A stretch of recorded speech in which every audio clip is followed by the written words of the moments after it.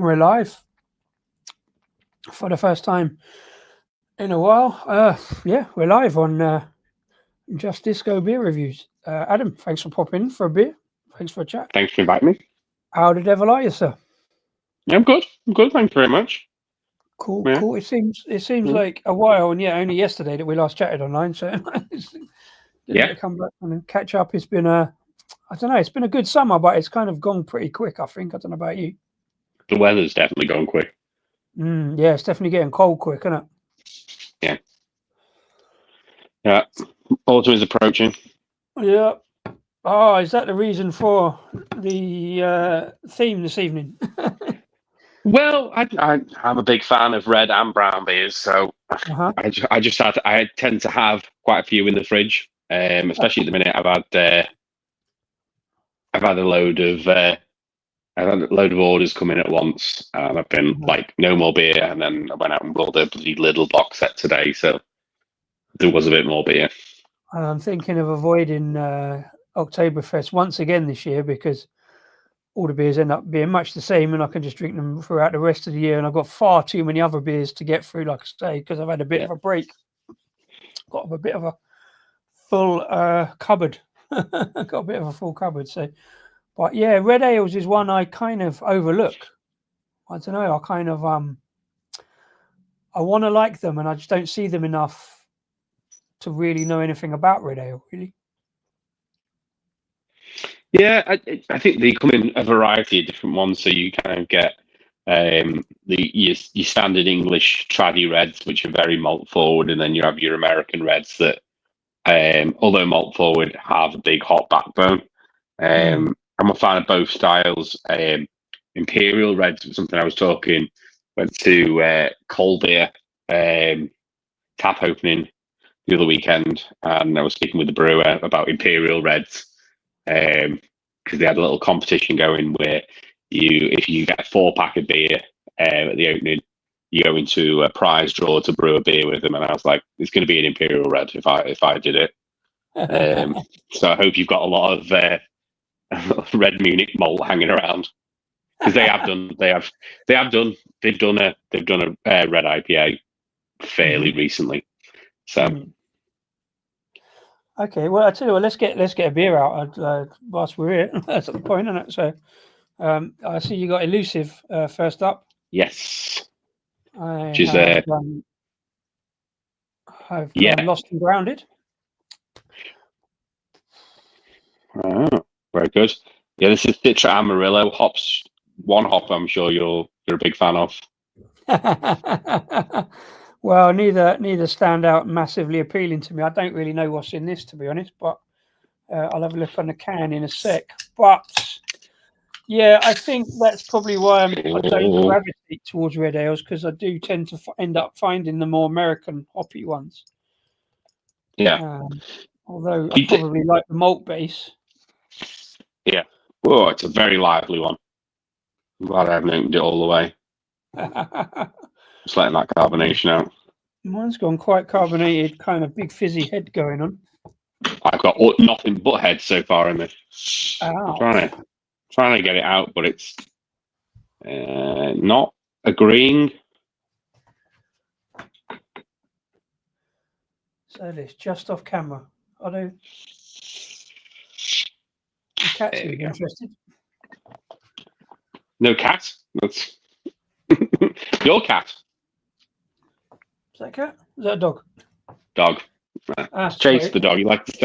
He only literally likes to sit on the back of the shirt. Well, you look very interested in the paw anyway. I'm just going to do the photograph whilst I'm here. This is another thing I keep meaning to do, and I end up. I do a stream and then I do the posting and the photograph, because I've made a big thing about taking the photograph and then going to work or whatever and never get around to doing any of the reviews. So, but I'll do it here anyway, because I might have half a chance tomorrow. Yeah, it came out very foamy. And is that Elusive's fault, or is that a... I don't know. I took it out. I only took it out of the fridge about an hour ago. Still quite cold. Yeah. But yeah, maybe it's a storage thing. It's getting towards its best before as well. I only bought this fairly recently, but its best before is the end of December this year.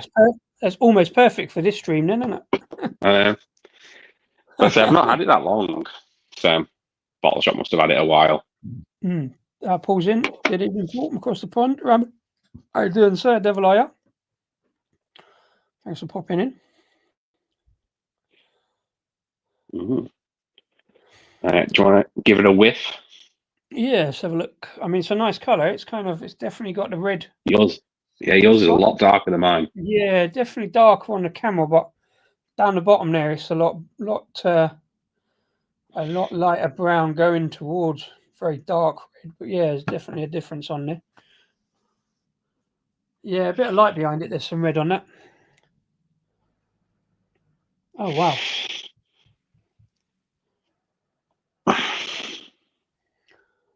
Nice. Mine smells very fruity. It's very fruity red ale. Okay. I like raisiny kind of fruit.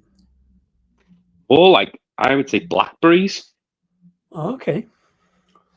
Blackberries, bit of orange.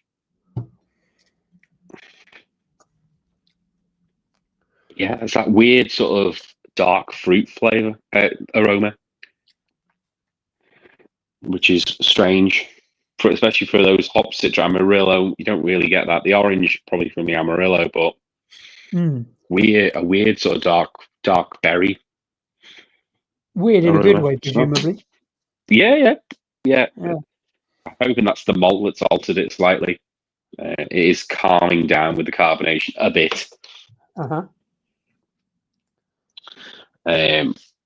But yeah, I've got mine's much more malty forward in the kind of malt sweetness going on. Mm-hmm. Feels like there could be a little bit of fruit there, but it's very indistinct. There's a little bit of kind of sort of brown sugar rum outer edges going on as well on the nose. But it smells like a proper beer. It's got one of them brewery kind of smells, like with all the malt going on and stuff like that. You know, it's like opening the fermenter kind of with a little kind of sort of hoppy-ish background, but not too hoppy, not too dry. Smells good. Very good. It's a good start. Cheers. Cheers. Wow, that's a lot of grapefruit.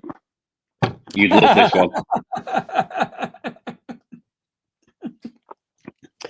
It's a lot of grapefruit that shouldn't be in there, in my opinion. Yeah, really, very dry ink on the finish. That grapefruit is sucking all the moisture out of my mouth. But it is a bit of a West Coast, I would say. It's much more West Coast leaning than it's smelt.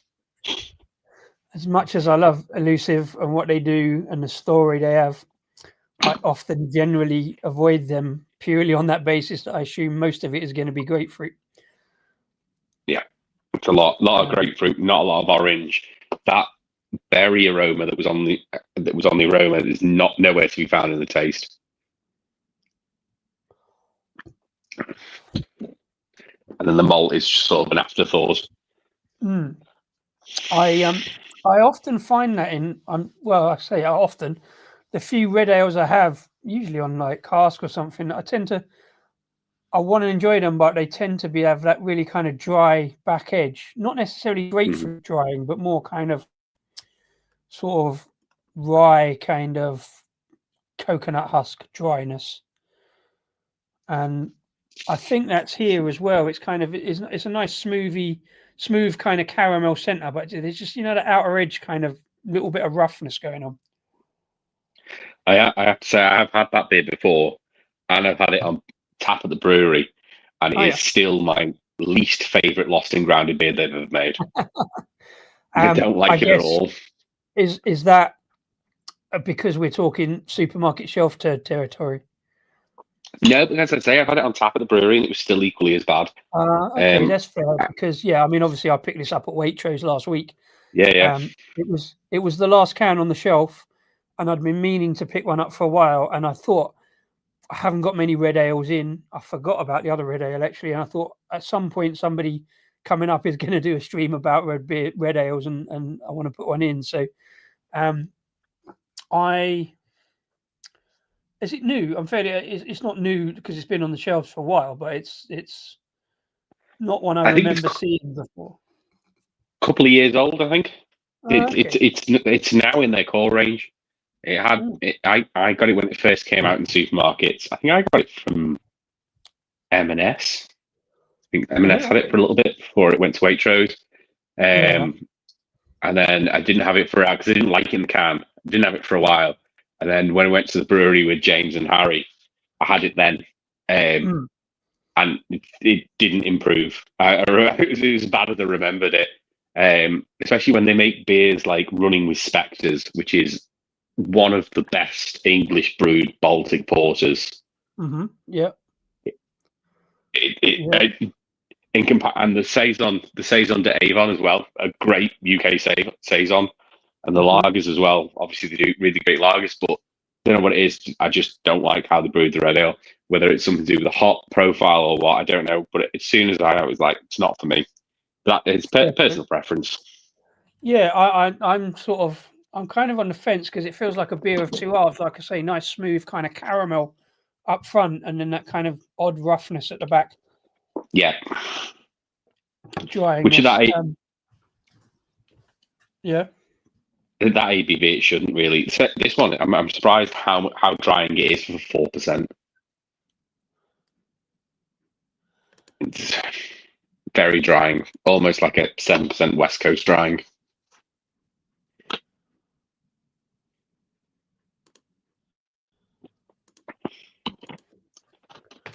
Let's put that up on there then. Elusive. What do you say? 4%? Yes, straight 4. It's called Nowhere Road.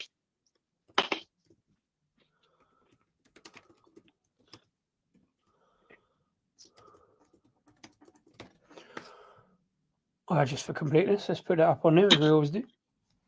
Yeah. Should a red ale be 4%? Is that a bit low? I would imagine it to be sort of hit an IPA territory.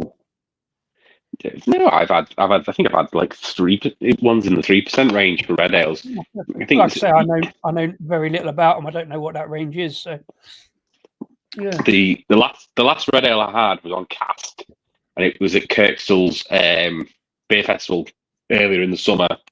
Yeah. That was Black Lodge's contribution to their Kirkstall's historical beer festival. Mm-hmm. It was really nice. It was really good. Okay. But that again was not hop forward at all. That was very malt forward. This is very hop forward, proper American red. I think, on balance, I would probably be preferring this one, oddly. But I think, like you say, personal preference, isn't it? Yeah. Paul's done an open fermented dark ale. Okay. Interesting. I'm all for dark ale. It'd be a bit funky then, maybe as well. Yeah. How much wildness do you get out of? I mean, it's not beyond the realms of possibility once you get sort of like you were just saying, like blackberry kind of notes out of a darker ale. So there's kind of a bit of wildness going on there. Yeah, I say it's not like a full-on cool ship, I imagine. This is most of our red ales are better 4 to 5%, 5.5%. So yeah. Sound. I think imperial red ales tend to be anything above 6.5. I don't think you really get any red ales past 6.5 before they become imperial reds. I mean, imperial red kind of just on this showing, kind of like I don't need basically a triple IPA of red. Of drying hoppy West Coast. Yeah. Yeah. Well, we're moving on to maltier things soon, I think. Just checking before I say that, and then it's like hops, hops, hops. Well, let's have a look before I go on. Yeah, what have we got on here? Do they say? No, one of those breweries that declined to. Oh no, hang on. No, it is. Yeah, description: a fruity and smooth red ale, and our nod to Belgian-style doubles. Yeah. Brewed with a blend of Belgian malts, including Pils, Vienna, Crystal, and Special B, to give a deep amber colour. I don't know about amber colour. Balanced with Brewer's Gold, Chinook and Mosaic hops to provide a clean bitterness with pine and citrus notes. I'm not getting a lot of pine, but maybe that's the kind of dryness on the back end I'm talking about. Not a vote for Imperial Reds. I wouldn't have picked Mosaic out of that, to be fair. Yeah, it's an odd one, but again, you get those dark fruit flavors from Mosaic. Well, you can do. I mean, yeah, there's maybe a little bit of kind of red currant or something going on, but nothing too specific for me. Yeah, I think that pine on the background is that it's just that kind of dryness. It's a bit more like a bit of a Sabro-esque kind of dryness for me. And it's becoming a bit cloying, so that's kind of where the pine comes in. Yeah, he agreed. He thought so too. Yeah, no. I think something was outside. Someone's made a noise outside, and he's like, "Oh, what's going on?"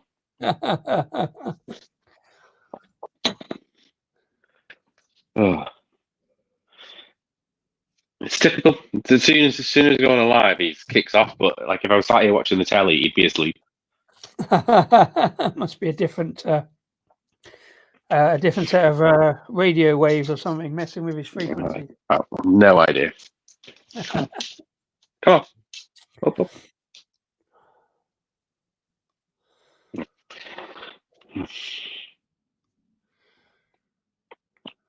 It is really drying. This very, very drying.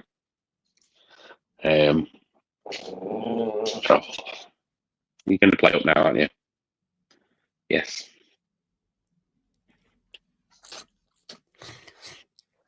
Great can artwork though, as always from Elusive. I do like this stuff. It is good. It is like a proper like apocalypse sunrise kind of deal. Gotcha. Empty road with a water tower. Yeah. And shacks. Yeah. It's very good. They said Elusive creates beers with one eye on tradition and one eye on taking things to the next level. Insert a coin to play. We love our red ale here at Elusive, whilst Level Up, which is their core range red ale, helps scratch that itch. We fancy brewing a lower strength without compromising on the big hop hit. In Nowhere Road, we've leaned upon the malt base of Level Up, but increased the amounts of Munich malt for added body. We then hopped it with Citra Dino Boost and Classic Amarillo to bring all the citrus and sticky pine. This one's a beautiful red, with plenty of hops, brewed to a sessionable strength. Yeah, why not just amp the Citra up? Yep. No apparent reason. Dino Boost. So it's like liquid Citra. Just hook it to your veins. I mean, that said, I don't know, my palate's changing a little bit. I've had a few Citra beers recently that have been quite palatable, oddly. Not so much that I can think exactly what they are, but I know I had one over the summer. What was it? No, I can't remember. Yeah, so I mean, yeah, Citra and a red ale. What's your? Is there a? And there's a reason for this question, but what's your kind of ultimate red ale? What things should they be hitting that you know what I mean, like for the balance and for the palate? I've got a bit of got off on a bit of a tangent. I've got a bit of a pet peeve with pale ales. So I always think pale ales should be malt forward, not hop forward. And I think that because an IPA is supposed to be hops forward, And a pale ale, although with hops, is supposed to be malt forward.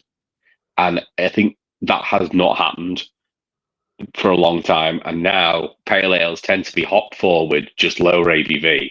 So really they're session IPAs.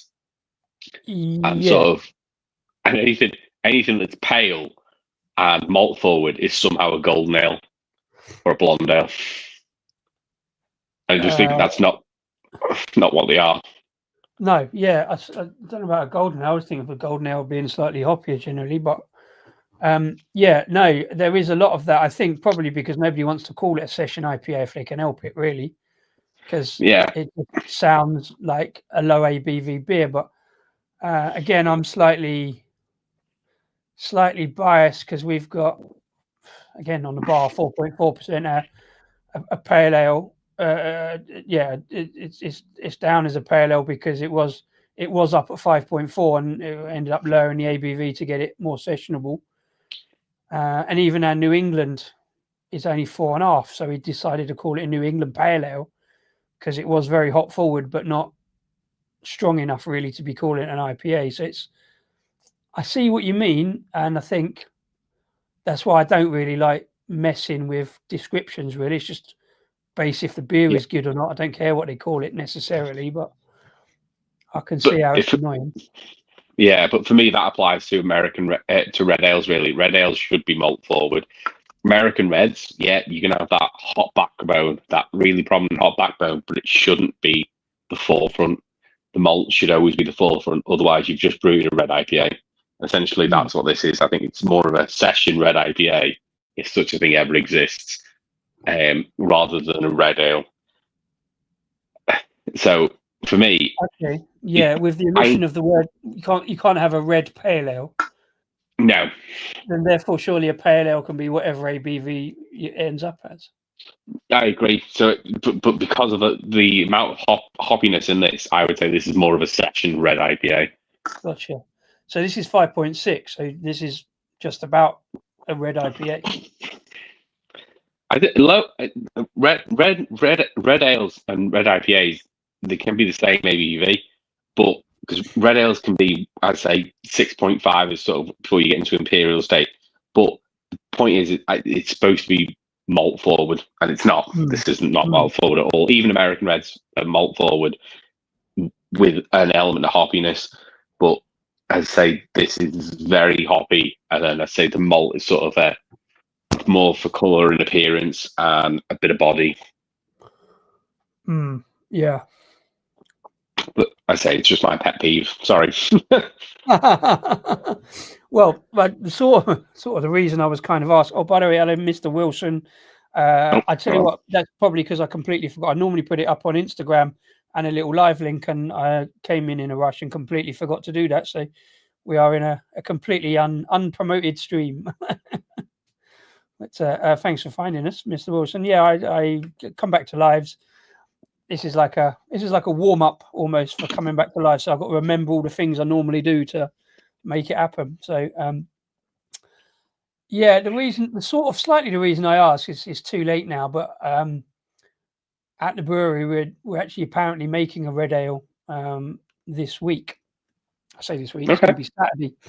So I did. I forgot about it actually when we said about it earlier, but then coming home from the brewery, I suddenly remembered that I was going to ask what should be the key elements of a red ale. It'll probably be too late. I won't go back to my brewer and say to him, "This is what should happen." It's just an interest. That's why I asked that question, really. If his brewing sheet says however many kilos of malt, just put a bit more in. just a little bit more. Yeah. Just another half a sack. I'll see what he says. I'm not sure. It's for it's a specific brew, so I'm not sure. I won't have much involvement in it, to be fair. But I will obviously be at some point putting it in the package. I don't know if we're going to put it in cans or not. Otherwise, I will obviously send you some and see what you think. But that's a long way off. Fair enough. I will take those points. Reasonably good lacing on the glass for this one, so I'm guessing it's a reasonably good beer production. Mine were quite good as well. Just for completeness, 13th of February 2026. It says the best before. I think all these beers tonight for me will probably be in date. Maybe not the next one. Oh dear. In date. I know it's terrible, isn't it? It's terrible. Yeah, there's only best before end of December. Doesn't have a canned on. That's all right. It's a name I haven't seen for a while. All right, Steve, how you doing? Yeah. I haven't been around YouTube that much. I haven't been around his channel either. So yeah, not too bad. Welcome back.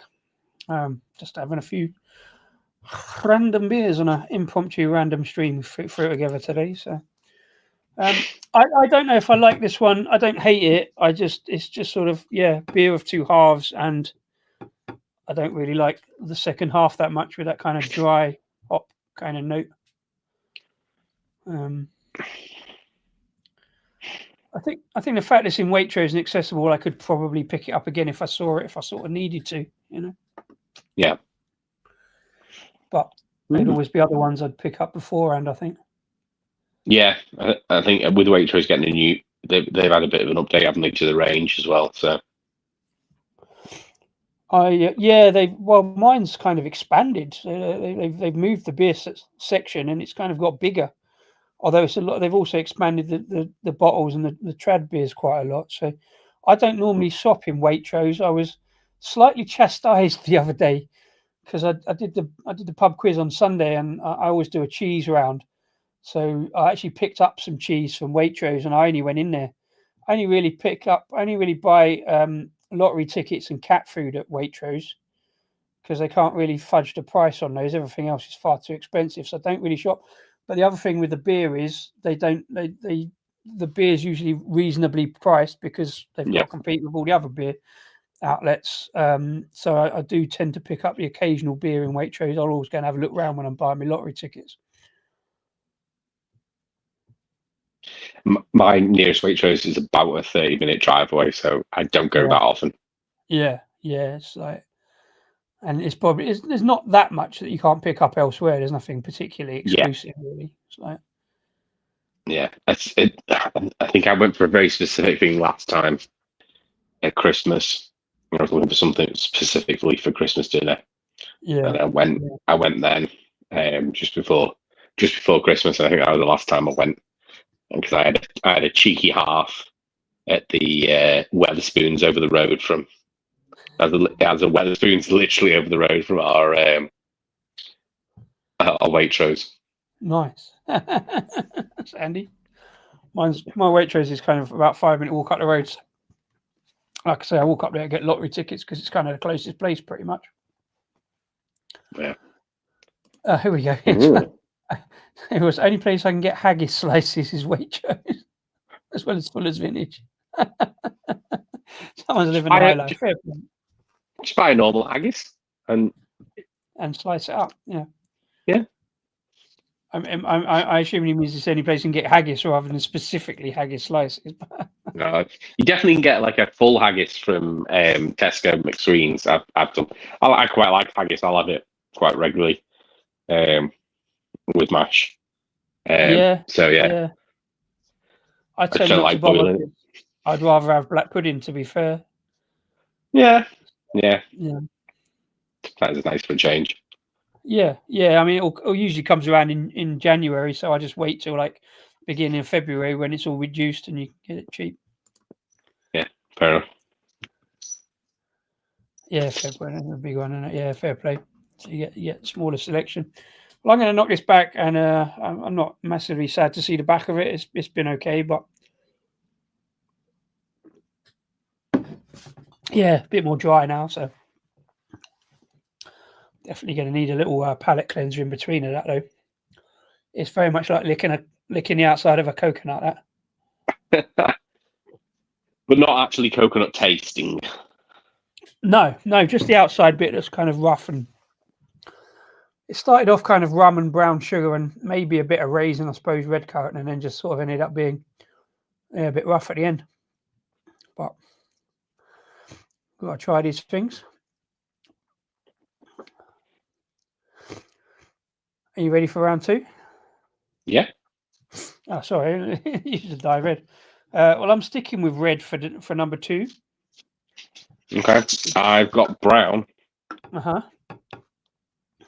I could get a red if you want. I've got another red in the fridge. Nice, you're cool, man. Whatever you fancy. So this is Pilot's American Brown. Nice. Pilot is another one I really like and just don't get around to getting beers out of them. But I did. I don't go to Scottish bottle shops enough generally, and I do like Pilot, but American Brown. Yeah, then a 330. Kind of the other thing about Pilot, and so would they be better in 440s? Well, this one is only 4.9%, so we are going up slightly from 4%. So yeah, a 4.9% beer in a 330 is a bit. Yeah, could really be 440 to be honest.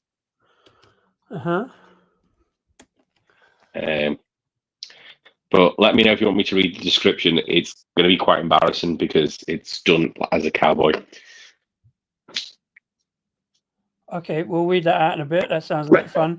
Mine's higher again, 5.6%. Okay. Yeah, I don't know why I keep doing that. I don't do it on purpose, but for the last few streams, I seem to have at least 2 beers of the same percentage completely accidentally. Like say this was just randomly picked. It's called Papa Bawa. I'm not sure if I'm pronouncing that correctly, but it's by my beloved Brass Castle. And it's a spiked red ale. Spiced red ale. And I have spiced, yeah, not spiked. Yeah, spiced. I'm fairly certain I've had it before, but I can't find whether we reviewed it or not. I think I might have had it on a live somewhere, maybe.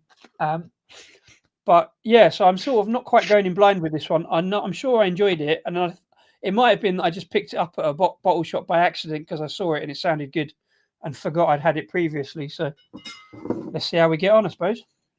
Right.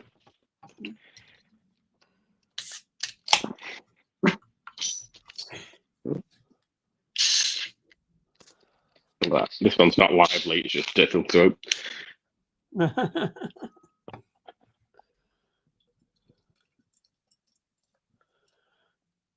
Wow. Well, I say that, but I pour it. Yeah, that's quite red. Ale. This is not red either.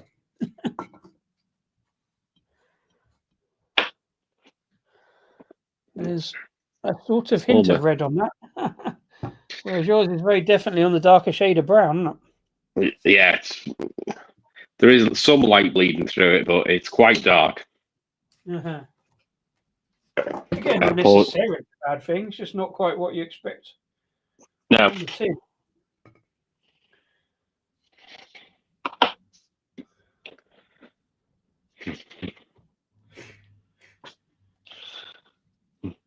Well, don't wait for me. Tell me what you're getting. I'll just fuck around with the photograph.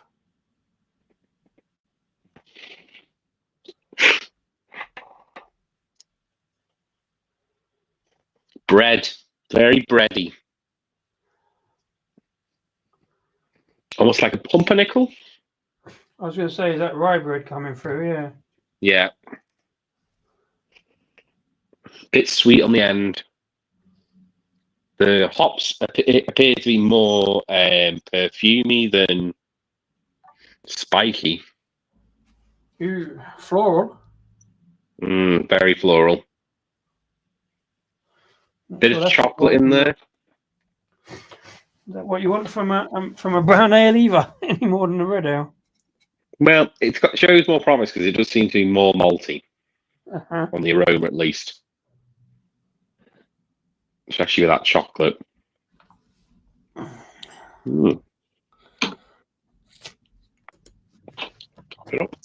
Yeah, Mr. Wilson wants to hear your cowboy as well. Okay. 2 votes. Let me know when you're ready. Go for it. Howdy, partners. This here is an American brown. Is a rootin' tootin' Trip down old Route 66 for your taste buds. Cough, cough. Sorry, it's not even American, it's Scottish. But whoever heard of a Scottish brown? Is that a type of trout? We're not going to do a type of trout beer.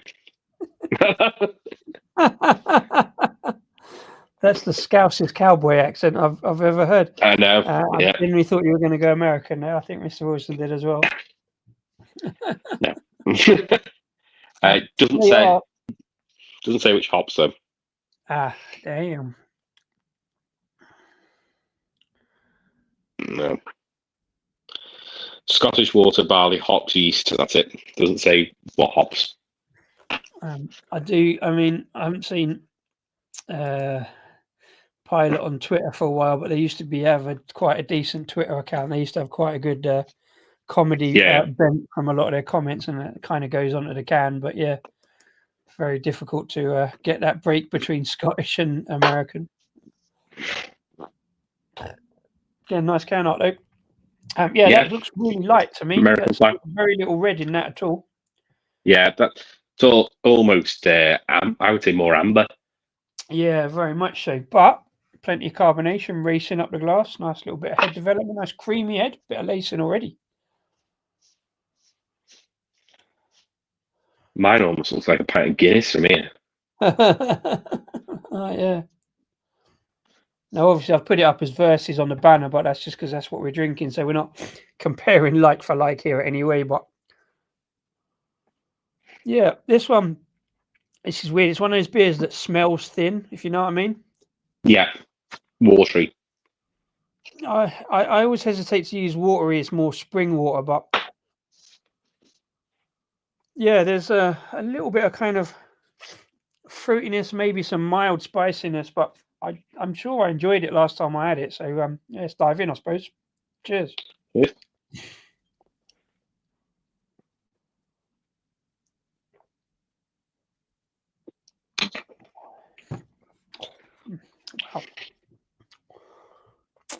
Wow. Ooh. Yeah.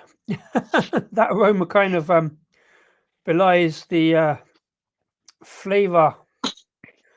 Maelstrom, I think, is the word, or is it smorgasbord? I'm not sure. Bit of both, really. A nice creamy head on it gives it a kind of much better drinkability than that aroma thinness suggests. So it's good. And then you get just smacked around the face, or the taste buds rather, with an entire fucking pepper pot. It feels like slight amount of chili in there, and a bunch of other herbs and spices, and it's kind of warming on the tongue. And there's a little bit of fruitiness on the background just to balance it out a bit. That's quite a hefty beer, that.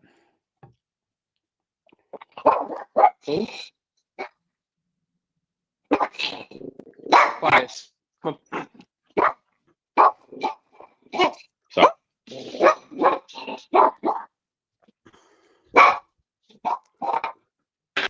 Shut the door. Barking. Sorry. Don't know what he's barking at.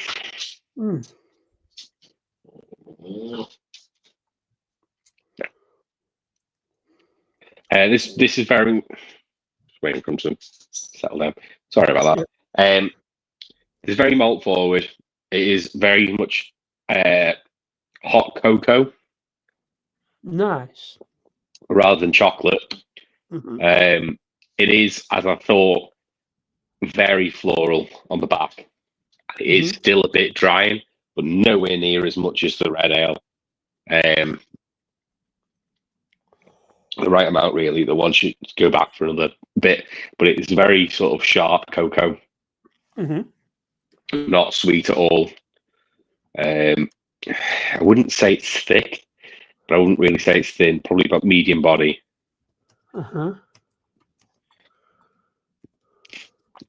Carbonation is good. Can't see it because it is unfiltered, but it seems to be continuously going.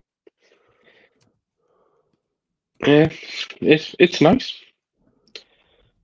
I think tastes slightly bigger than 4.9, which I don't know if that's a bad thing. Not necessarily. As long as the beer's good. Yeah, yeah, yeah. It's much more malt forward.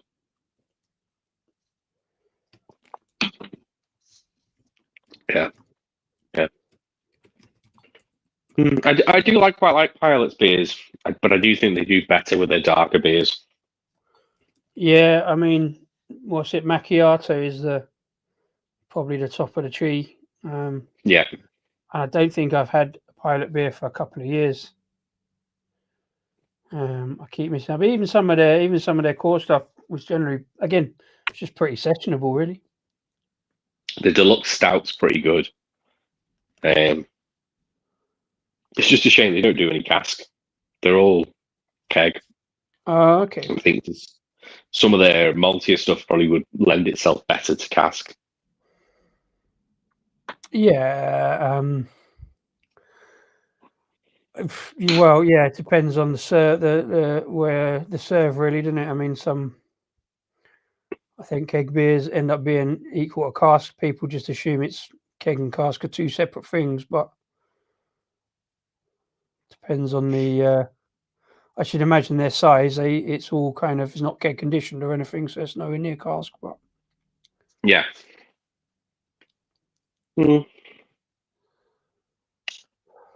I see, because it tends to be the stuff that we get down here, like Ship and Mighty gets Pilot quite a lot, but it's always 9 times out of 10, it's the lighter stuff or it's the odd sour.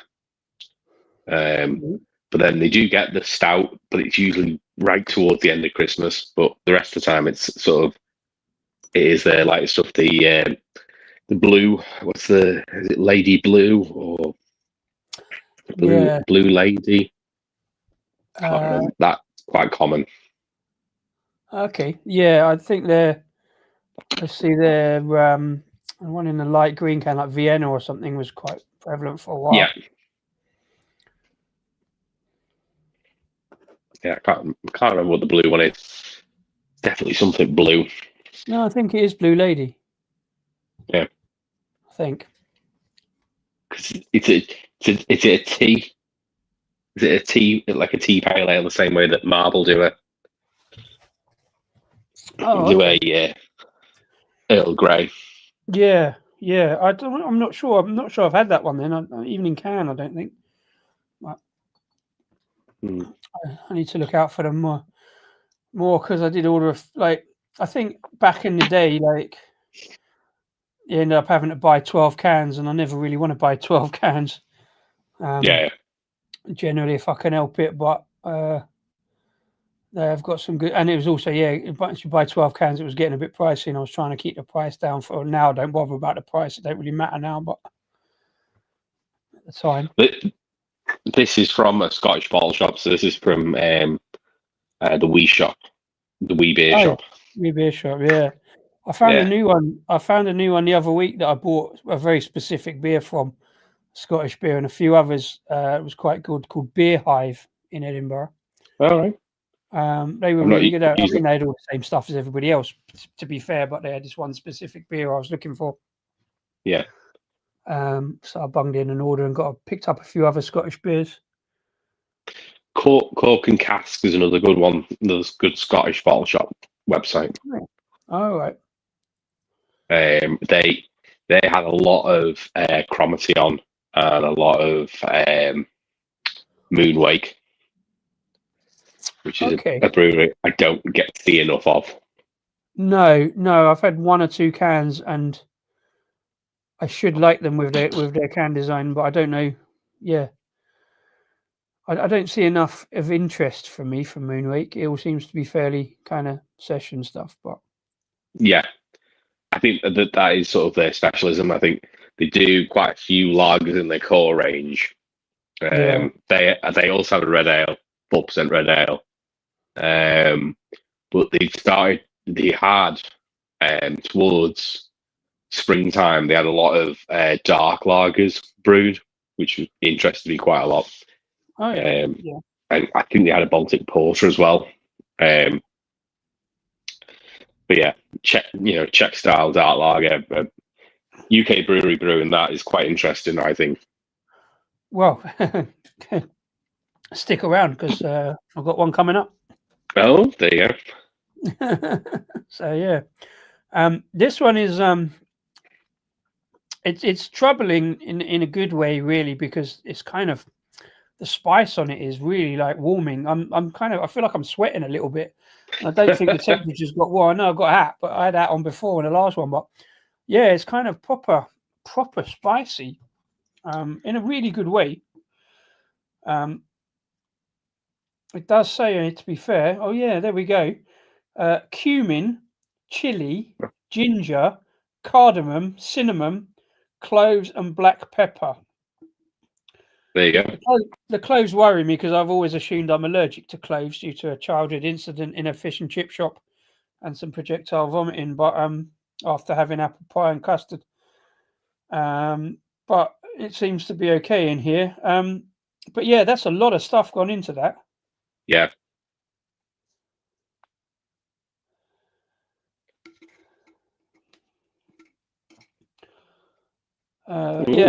As we all know, brass cast always have something pointlessly on the bottom of their cans. This one says that Batman does. Don't know what that means. Best before 31st of March 25. So I have had this one sitting in the stash a while. Yeah. Doesn't really suffer from it with all those preservative spices in it. Well, this one is even older than the last one.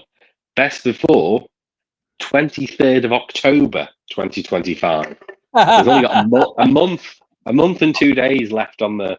I'm bringing you down to this channel's level. Adam. I've only bought that in the last 2 weeks as well, so that's been sat on someone's shelf for a while.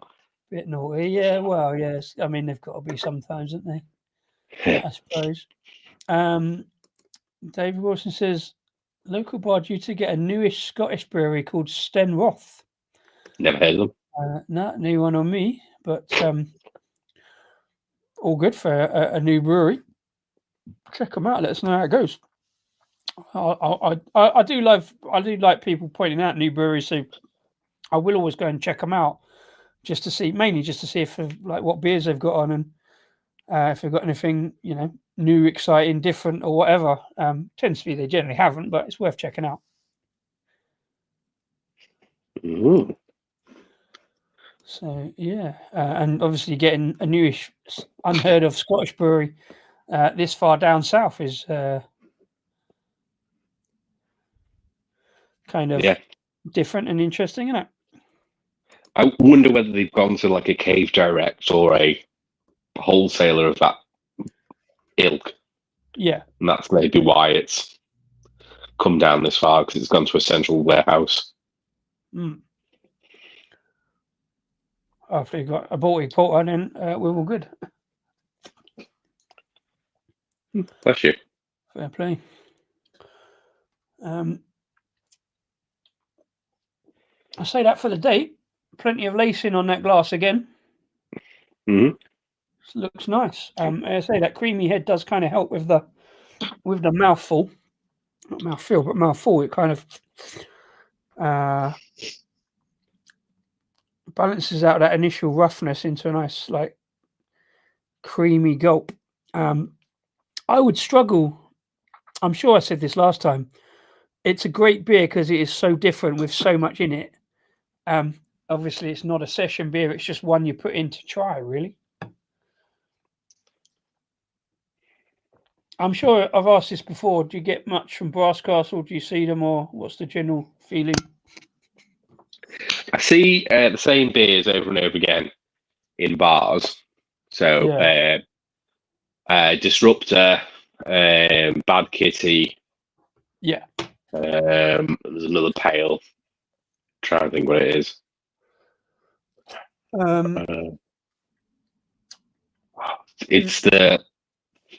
It's got lime green on the colour chart thing. Yeah, I did it recently this year as part of the green series with Argyle, and I should know, but I don't drink it very often because I tend not to do their core stuff that much. I I did an order of their core beers earlier on this year because of the 2 green cans and the yellow cans. Sunshine? Yeah, maybe. Yeah, I think so. And then at Christmas you get the Christmas kitty. But Well, other than that, we don't see a lot of them. Don't see them on cask or keg, really. Just cans. I tell you, better than their Christmas kitty at Christmas, or generally sort of late autumn, is Higgy Figgy. The Figgy Yeah. Pudding porter is probably better than Christmas kitty. And they didn't do it last year, but there's like an almond cake, like it's some kind of Yorkshire almond cake one. Okay. Whose name I forget, but I always tend to pick that up and Higgy Figgy if I can. It's a good Christmas treat. But I tend to swerve their core stuff, having tried them. I always go and pick up some because they do like putting some random adjuncts in and something a bit different. But obviously, I guess that in cask or keg would probably get out less anyway. That would just kind of be for their tap room. So you probably see it less outside of Morton unless you get the cans. I've never been a fan of the pale stuff. Yeah. Very Bad Kitty. I remember that being. I voted that. Went to a camera festival in Liverpool and that got voted the best beer, and I voted for that one year because it was on cask and it was just it just been conditioned exactly right, and it was very bad. It was excellent. Yeah, I think I had a can of it. I don't remember it so well compared to Bad Kitty or Christmas Kitty. But it was really good. But yeah, I'm not been a fan of they do a fruit one as well. They do a variety of different beers under the same beer name, but it's like a different hop and a different fruit. Yeah. I wasn't a fan of that. The one I had as well, so I don't tend to seek them out, unfortunately. Fair play. Yeah. I think it's because I notice them so much, and I notice the random adjunct stuff quite a lot. I'll always go, and also it's easy. I don't always go direct to them anymore because if I'm doing a random order from Trembling Madness, they're usually on there, so I'll pick up the odd can. Their Samphire Lemon Ghost was really good. Doombug, I quite enjoyed that for a ghost. Yeah, it's just not one that I seek out. I have tried. I recently did a siren order, which I've not done for. I think the last time, I think I've only ever done one of the siren order. I think that was when I was first getting into craft beer. So it was like what, 2007, 2009, something like that. And that must have been the only other time I've ordered direct from Siren. And I got it purely for the fact of the Soundwave series, because it was Soundwave's 10 years old. And they did so many that really interested me. So they did two different dry hops on a Soundwave, so a Superdelic and a Nectaron. They did two mashup beers. So they did Neil Gets a Soundwave, which with Verdant, which is. I very nearly tried a pint of that the other week, but I went back to the bar and it had gone. I've got a can in the fridge, and they also did one with Press Drop, which was Pale Fire Soundwave mashup. I can't remember what that's called. I think it's just Fire Soundwave, something like that. And they had Pale Fire on the website as well, so I was like, yeah, I'll get them too, so I can have them side by side. And well, they did another one as well. I'm trying to think what it was. I got regular Soundwave, obviously, as a test. That's got to be your control beer. And they didn't. There was another one as well. I can't think what it is. But yeah, I got that, and then just to make up the order, I got a few other ones. So I got the Suspended Nelson, which was good. I had that last week. That was quite interesting. And I picked up another one. I can't think what it was. But yeah, I've not done the siren order. I say it's easily like nearly knocking on 20 years. it just out of the blue, I was just like, yeah, I've never seen, because you couldn't get them anywhere else on any other website, and I was just like, just order them all together. I likewise. Oh shit! Hang on. Oh, I haven't plugged the laptop in. Bear with me a second. Yeah, likewise, I haven't really. I've kind of overlooked Siren, not because I don't like the beers. It's just because I'm sure they're pottering on pretty well without my order. But I actually was chatting to them. I don't know, one of the office guys, marketing, I think, from Siren the other week. A small beer festival down the road from me that we were serving at called Boston Manor. Yeah. And I had a perfectly decent session. What was it? Pale ale called Sandbox. Okay. What was it? Yeah, hazy pale ale. Yeah, perfectly decent, really tropical on that. And I was looking on their website because he gave me a little discount thing. He gave everybody a little discount thing. It wasn't just me. There's a beer on their thing called something loud something. Right.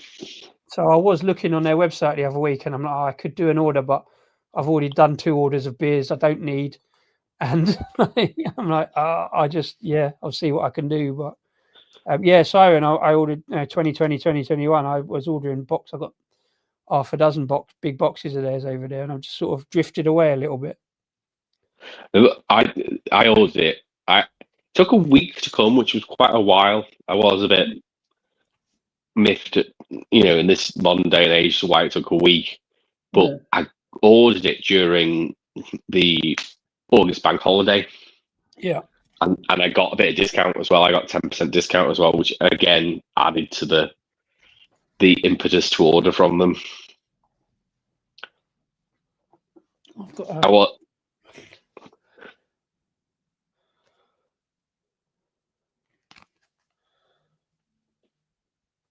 There you go. Festival 15 is the discount code. I don't know if I'm meant to tell anybody that, but it's on a card and they were giving it out. So, yeah, Festival 15 is, I guess, I'm presuming it's a 15% discount. And is there any date on that finishing? Probably. October 25, so it's not too bad. All right. So you've got a couple of weeks left. Well, do you know what? As I've said, summer's dashed past, and I forget. Yeah, we're near into October, aren't we? Fuck me. Yeah, we've got about a week and a half on it. No. You've got the month. It says end of October, so you're okay. Oh, there you go. So 15 quid minimum spend, 15% off. Just over 5 weeks then. Yeah, so it's not too bad. There you go. Show that again if anybody wants it. He was handing them out, so yeah. Right. Now, I did anticipate this. Because you've got a 440 and I only had a 330, I have actually finished my beer. No, fair play. I anticipated that as well. I could probably spend, if I'd had time, I could have.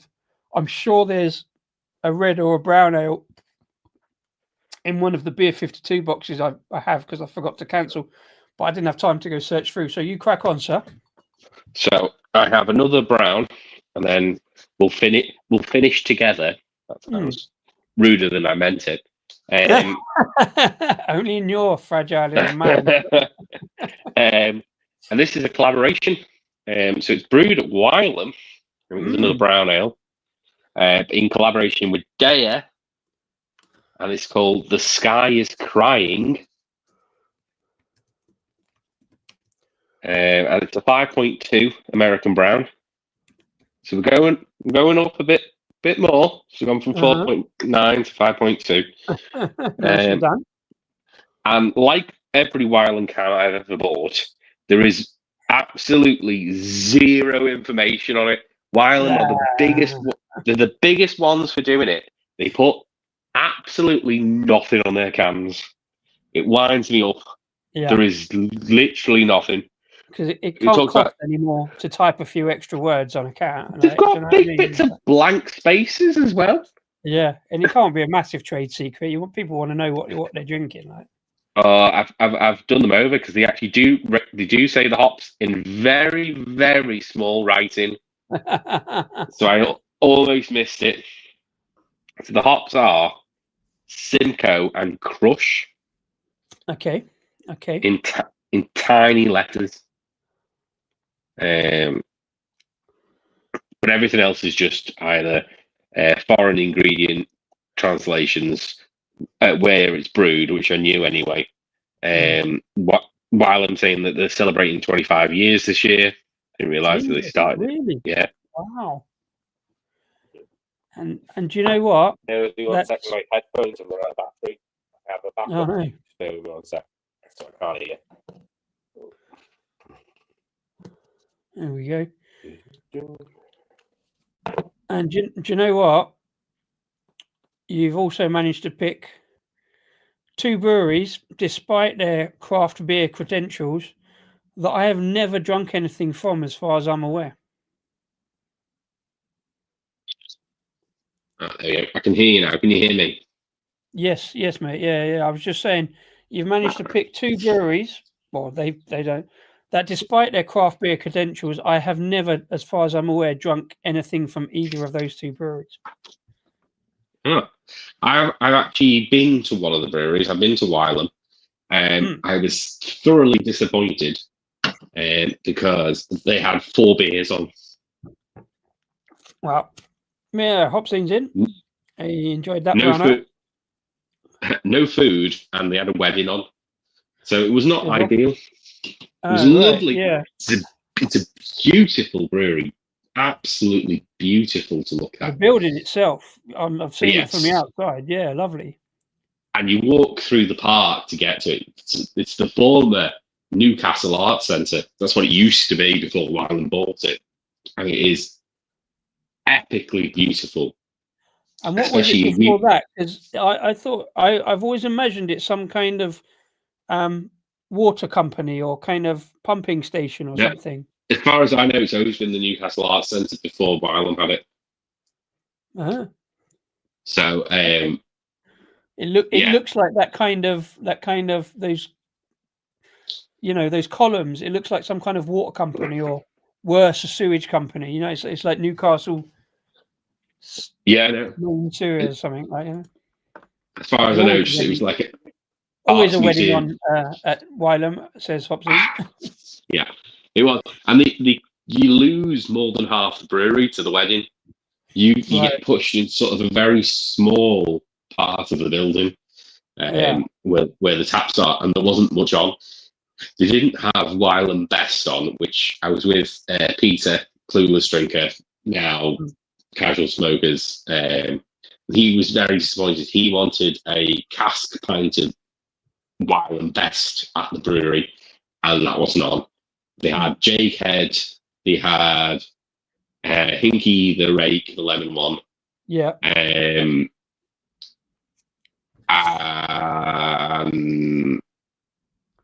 they didn't have macchiato. They had it in cans, but it wasn't even on draft. I want to say they had gold, but I think it was keg, it wasn't cask. Maybe it was cask gold. Maybe that was the only cask on. It was literally like four beers. It was like 3 keg beers and a cask beer. And I'm like, if that's your brewery, that's pretty crap. See, for me, I'd be fine with that because I've always sort of coveted Hickey the Rake and Jakehead. I've just never got around to it, and B, somewhere in the early 2020s there was something about Wylam and something they'd said or done, and it's not quite cancel culture, but I don't quite subscribe to that. But I just sort of avoided them because there's so many other beers to try. I've never quite got around to it. Rob, by the way, says it was built for the Exhibition of the North, then turned into a tank museum. Oh, there you go. And I presume there's a water tank. But it's still called the Arts Centre, so I'm assuming that it was an arts centre at some point or another. Yeah, looks right for that. There you go. Rob knows best. It's very lively. This, giving it a quick pour. I can see that just on the edge of the screen. Big holes though in the carbonation.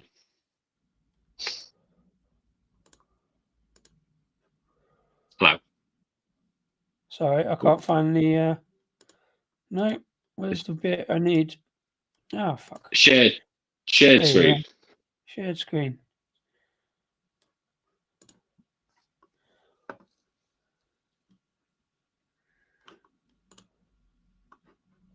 Oh, there we go. I can see you on that. Oh, I thought you meant you were sharing the screen. Oh no, I could have done. I not got it set up, but I just wanted to see the pour a bit more. Nice. So yeah, big holes. I'm trying to get the holes in the carbonation. You can see whacking great big holes, almost like craters within the foam, which is a weird one. It is. It's a lot. I wouldn't say a lot lighter. It's a bit lighter than the Pilot. It is kind of a. I don't know. It's the bottom of it looks a very kind of murky, muddy. I've no idea how to get you off big screen now. Okay.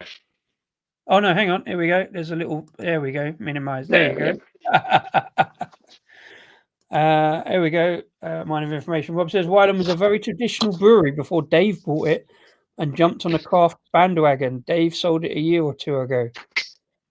Oh, does that mean I can drink Wylam now then, and it'll be okay? Was Dave the problem? I don't know. Was Dave the Oh, problem? well, I don't know. No idea. Great name though. Anyway, well, I'll look at Wylam at some point. But yeah, what are we on with that one? Let's have a good breakdown of that one. It's snorting it. Now I was trying to clear my nose.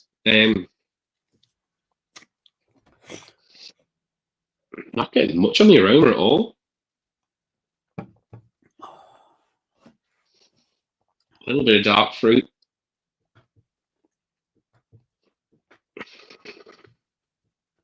Maybe a bit of peach, which is a weird thing in a brown ale. Yeah.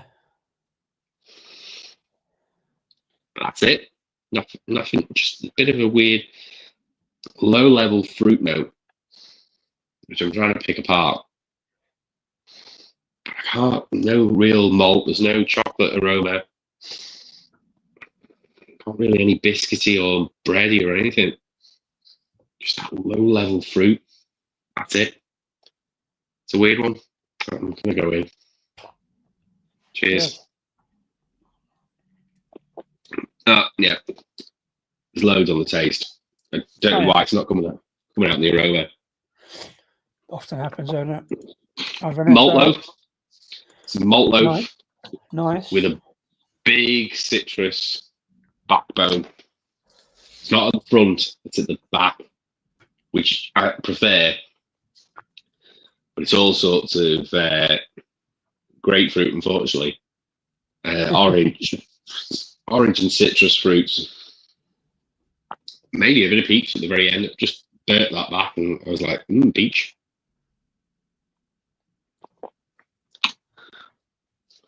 But yeah, malt loaf, very much malt. It is. If you've ever had the 5 fruit malt loaf that has a lot of orange in it, that's what it tastes like. I haven't, but I need to search it out. That sounds good to me. Apart from the grapefruit bit, obviously. But...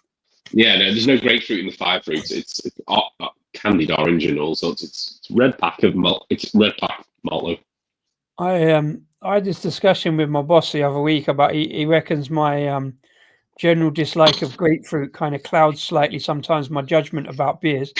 What I'm actually picking up is like that kind of stone fruit, and I think grapefruit kind of blends a little bit into the bitter stone bit of stone fruit. Yeah.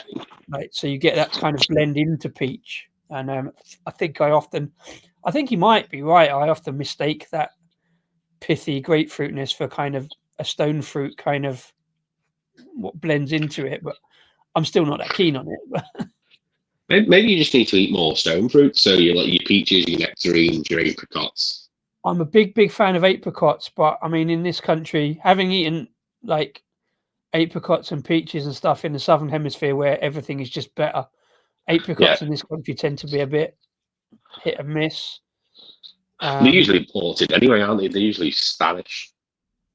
Yeah, I just the travel on it. I think I don't know. Yeah, I don't. I like. like I say, I like the fleshy bit of those kind of stone fruits rather than the bit next to the stone. Yeah. But yeah, malt loaf. That's malt loaf with a hot finish. That is all it is. It's not overly complicated. It's very sessionable for its ABV. Yeah. You can have a couple of pints of those. Being that I've never drunk either, the question is, do either Daya or Wylam do a brown ale on their own, and is there a comparison? I have had a couple of brown ales from Daya, and they've all been terrible. I remember getting a brown ale from Daya and pouring it into the can and going, "Well, that's not brown." And it was somewhere between a bitter and a golden ale. Nowhere near a brown ale whatsoever. I'm just like, what is this? Daya is another one that I think, very close to actually going to the tap room. I was vaguely aware of them in about 2019, and I was sort of mostly aware of them. I just had this assumption at that point that it was going to be grapefruit hop forward and not really my thing. But we used to go to Cheltenham quite a lot for football, and I think we were due to go in the 1920 season. So I would have just gone to the tap room because we used to go to other pubs in Cheltenham. So I was looking forward to actually going to the tap room and trying some of their beers rather than buying cans, because I wasn't at that point. And then obviously 2020 happened and I never got the chance. But I sort of assumed that I'd get back probably fairly quickly to travel, and we'd go to Cheltenham, and I'd at least go to the tap room and give them a fair crack at a whip. But since then, I've just never bought any cans because I've always assumed it was a £6 pint of grapefruit hacky sack that I didn't really want to risk my money on. But I do love the big cans, so it's like, yeah, I've never got round to there. They do some good dark beers there. Hokum Stomp is a brilliant porter. It is a really good porter. They've just done an imperial version of it recently. I remember we had a barrel-aged Impy Stout from called something like Welcome to Chelt Vegas or something like that, and a really cheesy name. But it was like a brandy barrel-aged imperial stout that was like 12.5%. Now I'm pretty sure they didn't do a 500ml can of it. I could be wrong, but we had it on keg. I think it might have been a keg exclusive, but it was mental. It was absolutely mad. Good, but mad. But they've done quite a few MPs. They did do a best bitter called Best Foot Forward, which was all right.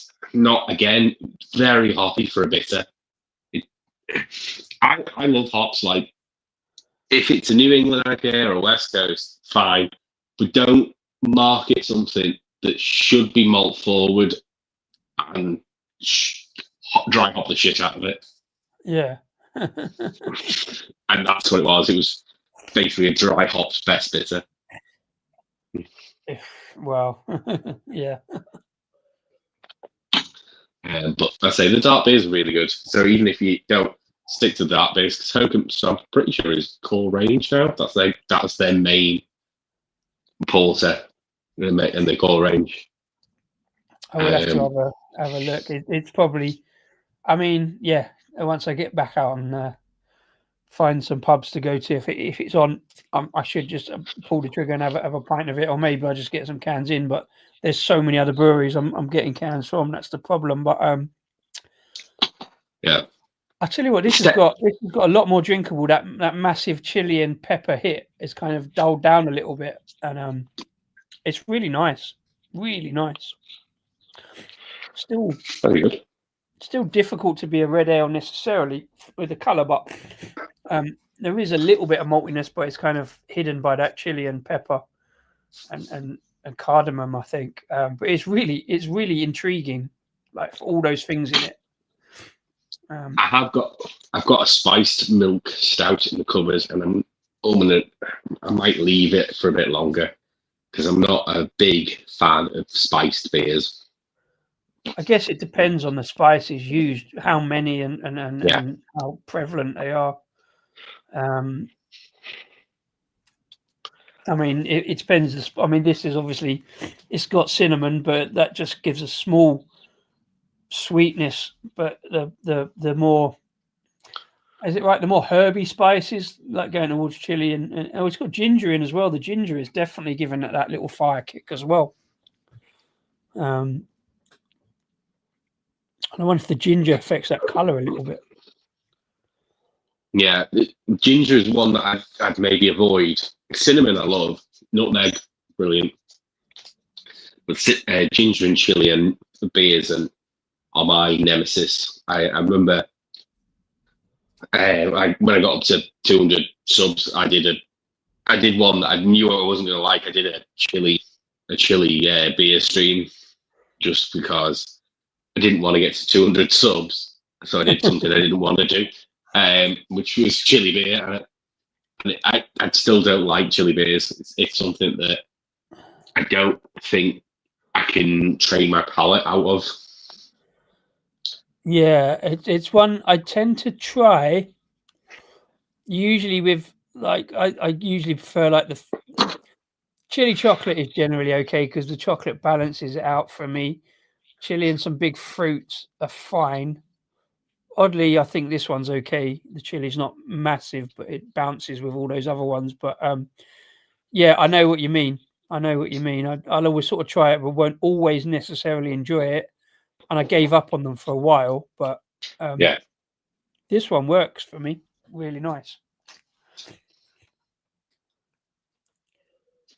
Right. As you're finishing that one, I'll put this drink to a side and I'll go and grab another glass and we can have the same beer together.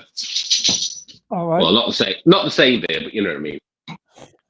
Yeah. So we're going Scottish for the last one. Yeah. Right. I'll be back in 1 second. All right. Yeah, by the way, let us know what you're drinking. If you're watching along, thank you very much indeed. If you're watching after the event, thank you very much indeed. Even though I forgot to put this out, this is a really impromptu stream, not in the usual kind of mold of what I normally do. But because Adam said, let's have a beer and let's do some kind of theme. We've gone with the theme of red, brown, and Scottish. Not the punchline of a terrible joke. What's red, brown, and Scottish? This stream. But yeah, we just like, I appreciate the fact, by the way, I'm going to say this because he gets back, I'll tell him afterwards. But yeah, I appreciate the fact that Adam noticed the fact that I do themed streams kind of thing. And I will get back to that at some point for the new live show, but I just bunged this up as a Thursday tipple because I only asked Adam at 5 o'clock this afternoon, do you want to have a quick beer? And he's like, yeah, I'm down for that. So fair play. Massive thanks to Adam for that, and also for noticing I hadn't done a stream for a while. So thank you to Mr. Wilson for having a little mention that I hadn't been online for a while.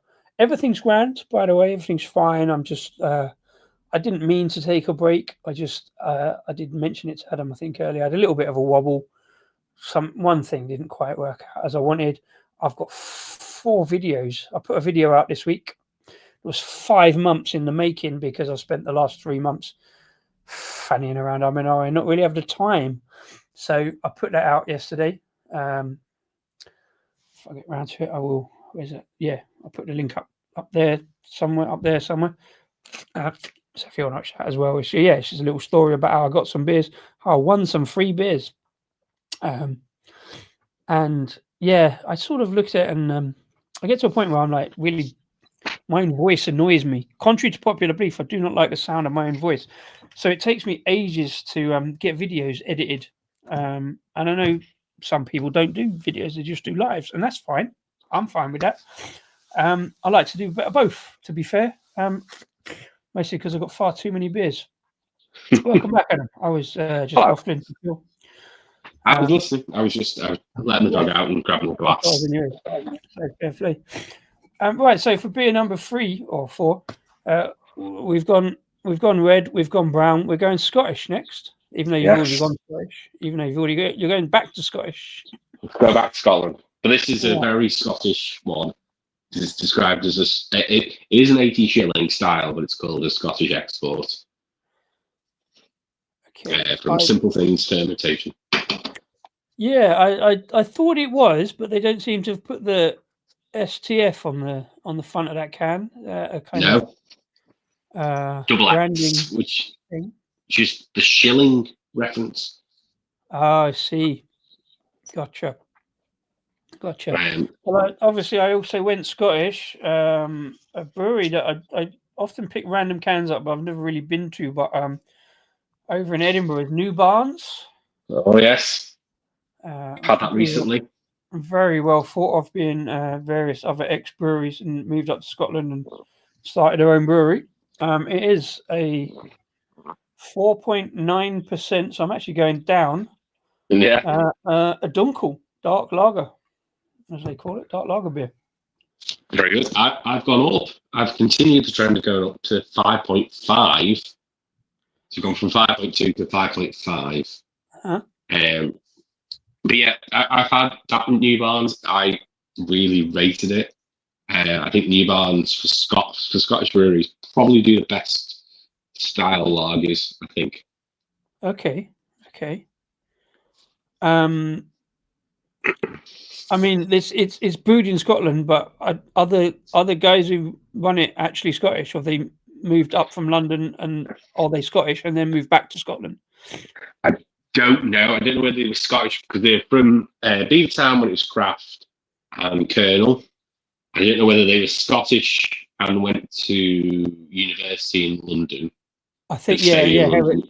London, worked in London. And, Wasn't it Harriet yeah. Watt? One of Maybe them. it was Harriet Watt then, which is Yeah, Scotland. So yeah, I don't know. yeah. But if it's brewed in Scotland, it's Scottish beer, right? Kind of Yeah, Scottish water. Scottish water, yeah. But a German style beer in Scotland, like we were talking earlier Yeah. about it. But yours is definitely a very Scottish style of beer. Yes. Yeah.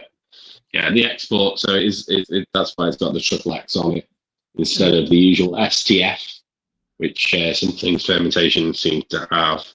It does say on the description the 80 shilling malt focused Scotch classic. So it is an 80 shilling, not a. You do get the 40s and the 60s, but not very often. So yeah, do you want to? Yeah, let's get it in.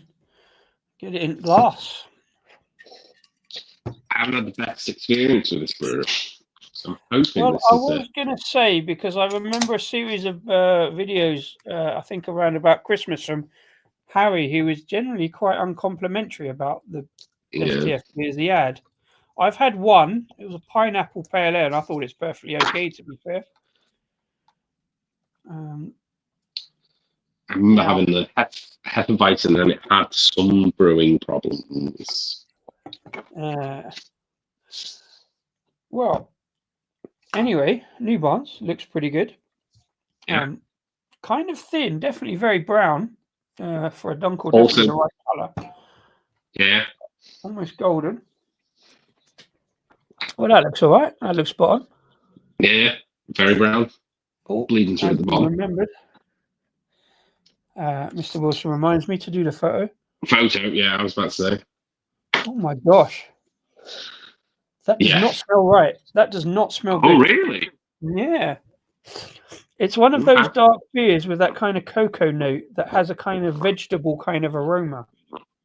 Oh, really? I did not get that when I had it about 3 or 4 weeks ago. I really enjoyed it.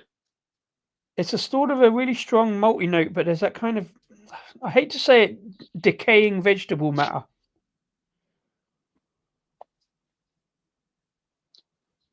Which is very, I mean, it goes very, yeah, that's not what I would expect a Dunkel to smell like, particularly. However, that might not come through in this flavour. So as I forgot, Mr. Wilson always reminds me about the photo and doing the can balance, and I haven't done the can balance again for any of these.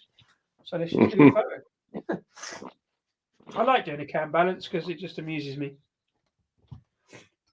Just realised I've gone in an oversized glass with this one, hoping to get a German style kind of head on it, and it didn't, but never mind.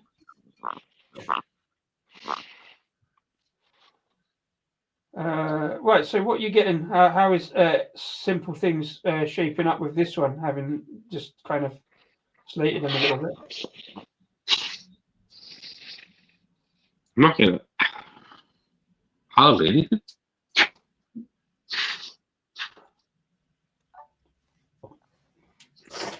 Nothing at all. Bit wheaty. Uh-huh.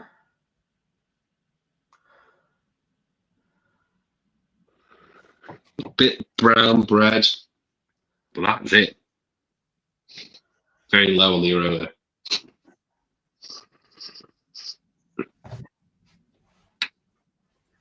Yeah.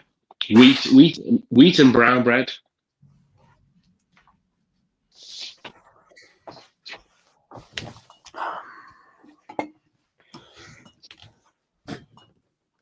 Yeah, that's it. I can't. Whether my nose is blocked.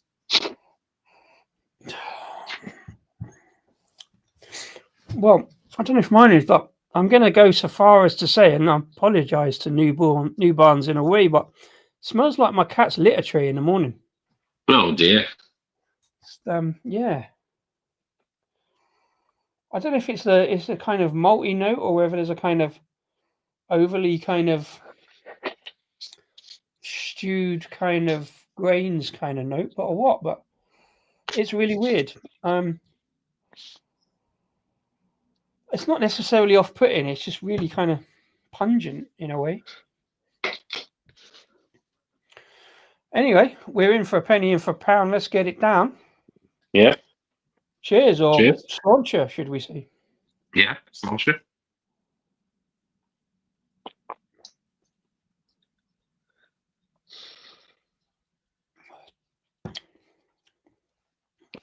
There's not much to it.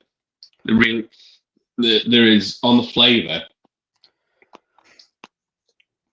There's probably almost as hardly anything as the aroma. It's brown bread, malty water brown bread. Hops are practically non-existent. They are a very, very small afterthought at the end. It's a bit of a candy orange, but very mild.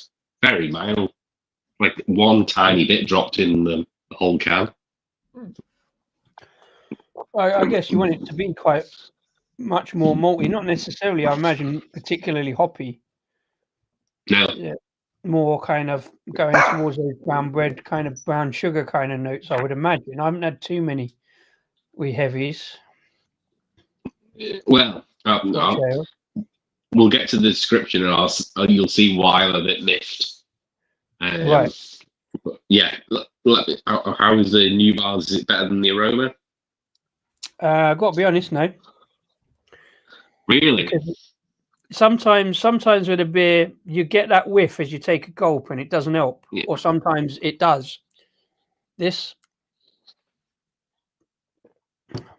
a little bit of crusty brown bread going on. And I'm just not sure what it's about. This is really weird. I really want to like it because a dark lager is kind of more my kind of flavour profile with those dark malts going on. Not a lot in the way of hop note, but yeah, it's like they've just cut off the crust of a brown loaf, but it's a kind of slightly burnt kind of. That's weird. I don't know if I've got this wrong or not, but I really enjoyed that. So maybe it's a bad canning, or I thought it was a really sessionable dunkel. I mean, I say I only got it. Fairly certain I got it recently.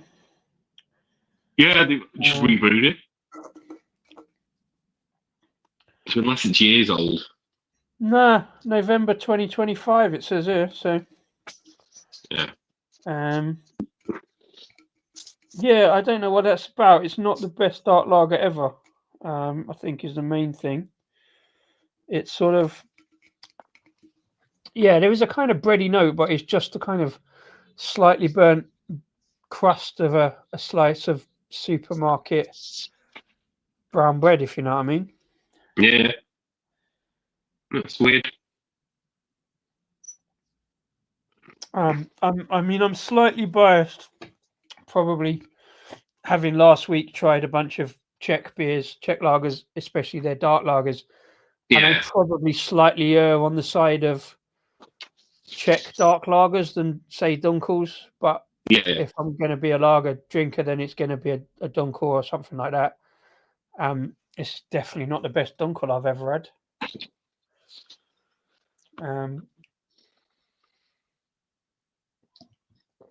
I think it's. I don't know. I don't think it's like in any way off or bad or wrong. I don't think it's kind of hitting the marks. I want it to be more drinkable than that. I want it to be a bit smoother. I want it to be a bit more balanced. It just seems to be Yeah. unbalanced in favor of burnt brown bread crusts, which is weird. Very weird. I put it in a Czech beer glass. I don't know if that's bad or wrong, but it was the closest I kind of had.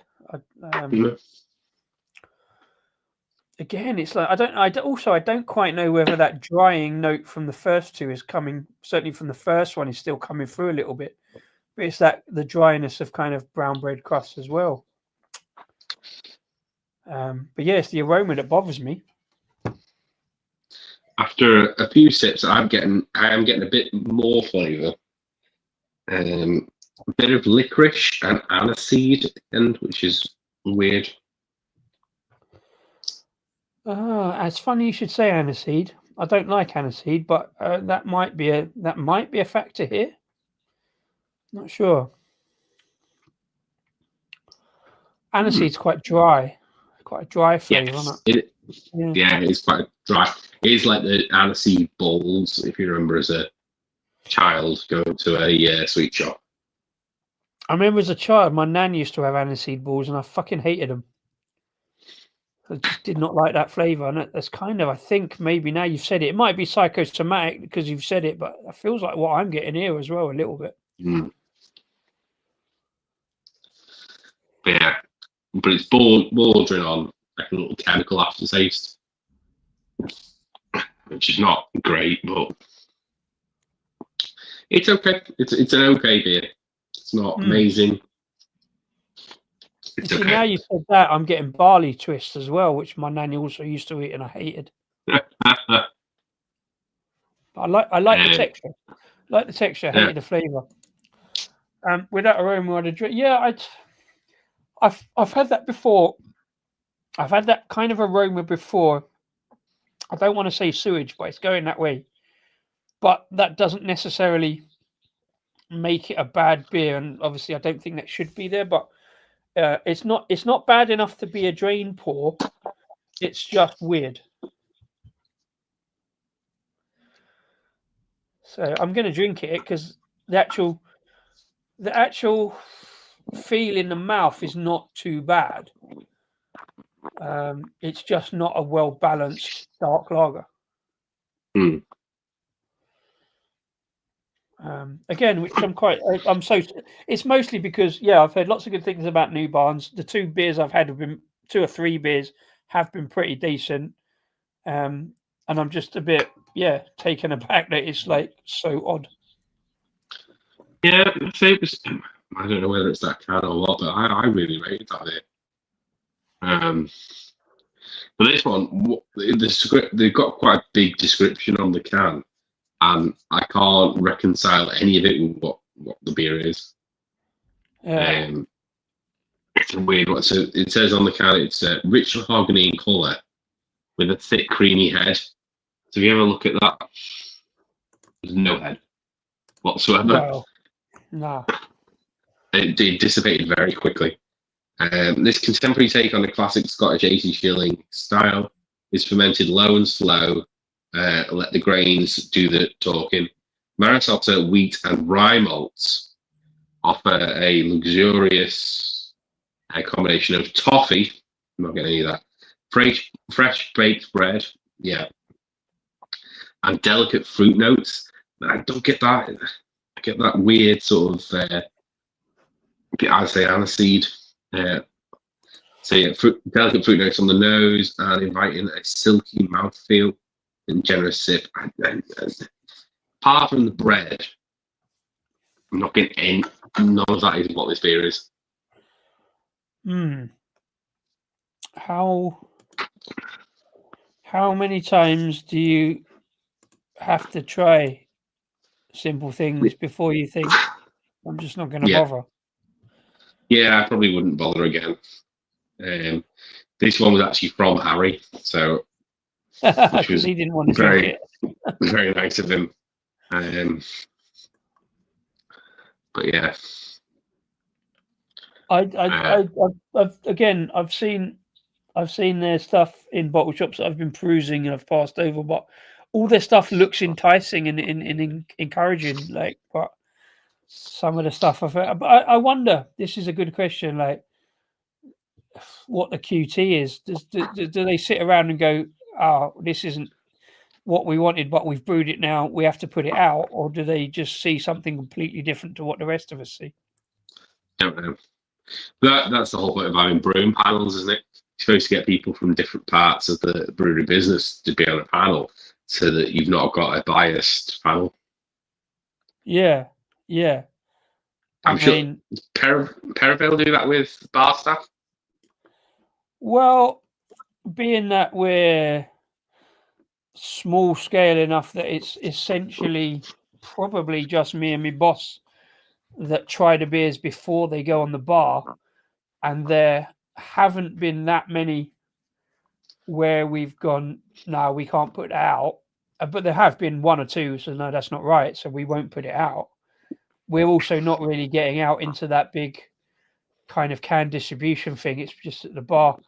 There was a couple of beers last year that me and my boss kind of disagreed over. I said it was fine. I said there was a beer that was fine because it wasn't what we brewed, but it turned out to be something else. And I'm like, I think that's drinkable and we could sell it, but he didn't want to put it out. And it's like, fair enough. If it's your, it's your business, so fair dues. But yeah, we don't get that a lot, to be honest. And I wonder if the bigger the brewery, when you're going into 440 cans, you've got, I don't know, whatever you've got, 1,000 liters, 2,000 liters, whatever. You've brewed it now, it will be okay. Some people will like it, and most people won't complain. Yeah. I know. When Harry said that they've had bad batches, thankfully they've got a distillery in the next warehouse, like literally over the way. So they just distill it back. They distill it back down. So it ends up being hand sanitizer or gin. There was one batch of beer that was, we ummed and ahed and left it so long, it basically became vinegar. Mm-hmm. So we just put it into big vinegar jars and pickled things like eggs and pickled onions and put that on the bar as a bar snack, and it went down really well. Except it was a fruit beer, it was a blackberry sour, and pickled eggs in blackberry vinegar didn't really sit with me that well, but it's like onions would work. Onions are fine, yeah. Especially red onions would work great. Yeah. But and we both said, definitely can't put that out, but we can make something else of it. We often don't get the time to make anything else of it, but Shark, good evening to you, Shark. How you doing? Late to the party as usual, and you've missed me out of date beer and me 2 in date beers. Cheers, Shark. Thanks for listening. Hope you're having a great week. Cheers, mate. And it is also point out that it's Sharktober Fest at the weekend on Saturday. Oh, is it this weekend? As always, because I've been kind of out of it. I knew that was coming up, but I didn't know when. So I might at least be able to look in on the comments of that one. You'll be happy to know this is very much in date. This was canned on. I've got a canned on date. First one. It's a sticker. Doesn't really count though. It was canned on the 26th of June, 2025. So its best before is the 1st of June, 2026. So it's like what? 3 months old? 4 months? 4 months now. So I picked this one up in May. Okay. Right. In fact, so close to the end of May, it was almost practically the 1st of June. Which shouldn't matter a damn for what the flavour I'm talking about. Oh, I tell you what, seeing Shark will be very interested to know. I actually purchased a Sierra Nevada beer this month. Ooh.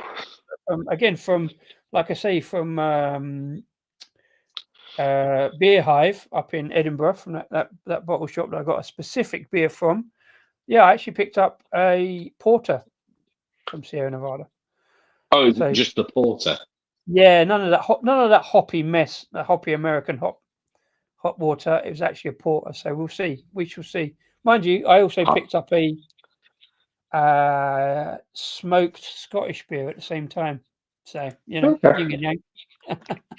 I've had that porter, and me and Rob Hopsey had a little disagreement about that beer. Oh no! One of us was a big fan, and one was not a big fan. I'm guessing he wasn't the big fan. You would be wrong.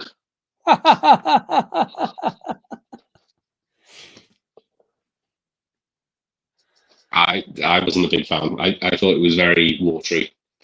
Very watery. And he said that is a good sign for a porter. And I can't disagree with that, but I found it watery in the taste. That was my issue. Well, I've got quite a lot of beers, and by the time I actually get round to all of them, some of them won't be in date, Shark. But yeah, port should be good. That is original beer they made way back when. Yeah, so that would be good beer. They also made the original beer way back when, of course. The pale ale. Yeah, Mr. Wilson likes the Sierra Nevada porter, so that's 2-1. So happy with that. Yeah, I don't know when I'm going to get around to that Sierra Nevada. Maybe I should. Maybe I should do. I've got 2 beers with Shark in the name, so I need to get Shark on a stream at some point. Maybe I should do it with that. Yeah. It's not a verdant beer, is it? No. I've got. Oh, I saw that one. I never got around to getting it. It's a Phantom one. Phantom and some terrible shit out of Lidl. Oh yeah, the Doom Bar knockoff. Yeah. Yeah. I want to get. There's one I want to get with Shark in the name from Vale, which again is another fairly traditional brewery out in Buckinghamshire, but I can't seem to get hold of that one. I think you should break your verdant seal and get the even Sharks need water. Oh no, because I've done them. Okay. Look, I've done them. Oh, okay. No, I done them last year. I didn't do it this year because I had no intention of drinking the Don. The big triple IPA. Yeah, no. So I've done those ones. In fact, I've still got a couple in the cupboard. So I didn't bother that this year. I did give it a go. I tried it. Yeah. But yeah, well, I wasn't up for that. Did I not do that? I think I might even have done that on a stream with Shark. Was that the one I did with Shark? I don't know. Can't remember. But yeah, it's an ongoing banter with me and Shark about Sierra Nevada versus smoky beers. So, like the last. Yes, we did. Yes, there we go. It seems so long ago now. We did I did the verdant beers. Obviously, I couldn't get any to Shark. Thanks for the reminder. Yeah, I've got 2 other Shark beers, so I need to find a third. Really. It's weird. The Doom Bar one from Lidl is Doom Bar is now brewed at Marston's. Yeah. And all the Hazelwood stuff is brewed at Marston's. Right. So it's a duplication of something that they brew in the same building. This is weird because I'm very I can see the assimilation on the label, but I'm very much not thinking of it as Doom Bar, but I still think it will be terrible. Yeah. So basically, are you saying it's the same brew with a different label, or is it a different brew? I'm saying it's Doom Bar in a clear bottle. Fuck. I mean, I have got to try Doom Bar because I did say to Mr. B, at some point I will do either the video of the live of my top 5 hated beers, which will feature Doom Bar in a bottle, but that's so way off because I haven't got around to all my other videos yet.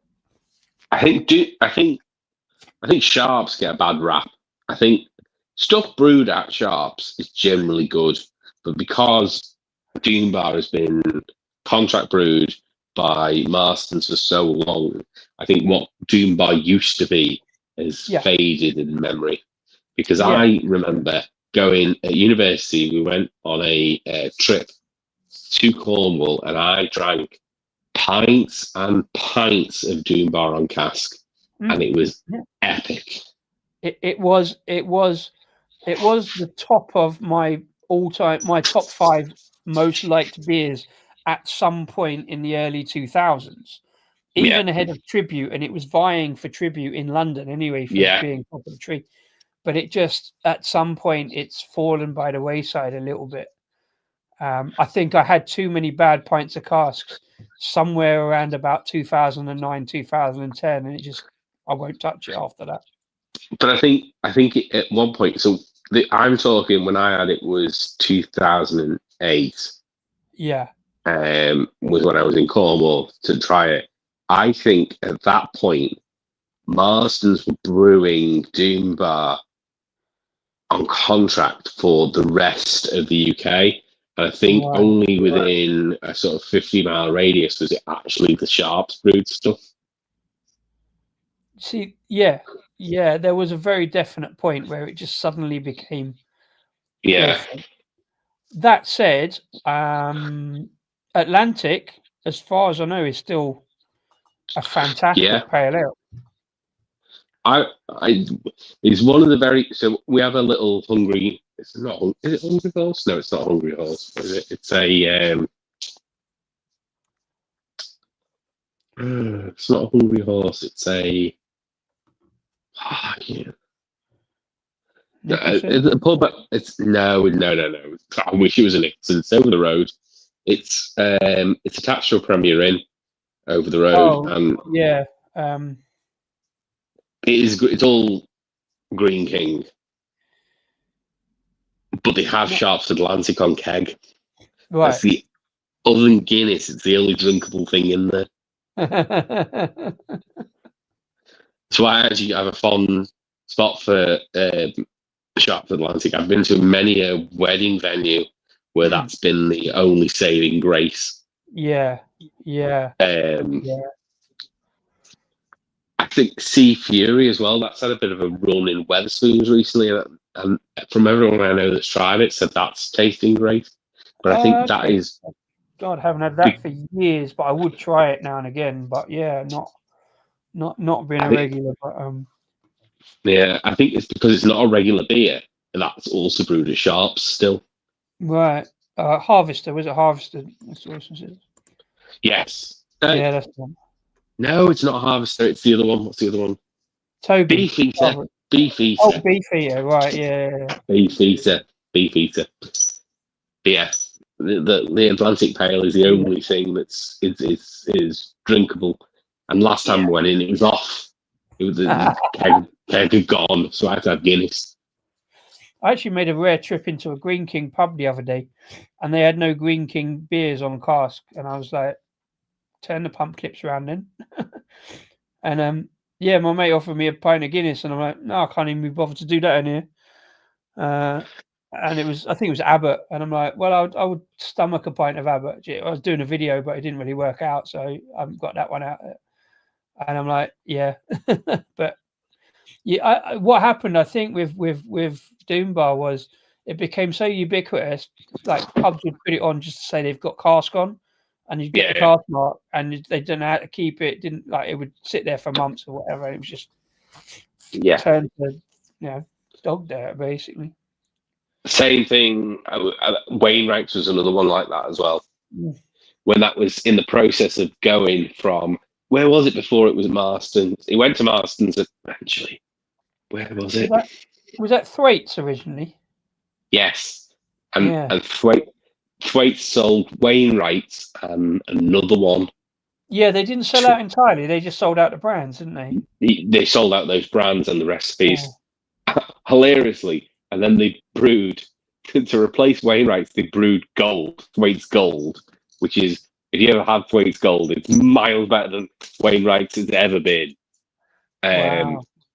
And the other one was a bitter, and I can't think what it was. Was that not Lancaster Bomber? Lancaster Bomber, yes, correct. Yeah.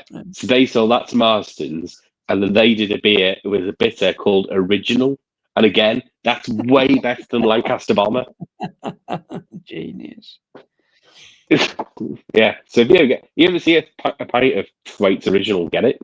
It's a really nice. Having not been up north for so many years, I've not. My favourite story about Thwaites though was when they made a load of electricians redundant or something in the brewery. Yeah. And when they left, all the electricians turned off certain lights in the sign on top of the brewery. Oh yeah, it's twats. Yeah. Yeah. When we went to, so me and Harry, I have a thing where I go to a Birmingham City away game once a year. Poor bastard. I mean, once a year. Things you do for friends, man. And, so last season it was Wigan Athletic, so we did Wigan Athletic away, and that was a really good away day. It was really good. Yeah. Wigan's not bad for a drink. Oh yeah, it was really good, and pies as well. For sure. The amount of I'll just have a pie with us type conversations we had was quite good. And then this I've already had this season. So this is how early we got it in. It was a away day at Blackburn. We did Ewood Park, and the amount of Thwaites pubs around Blackburn is ridiculous. And Harry had one of the specials, which was Thwaites New England IPA. Wow! And his one sentence review was 5%. His one sentence review was, "It's not terrible."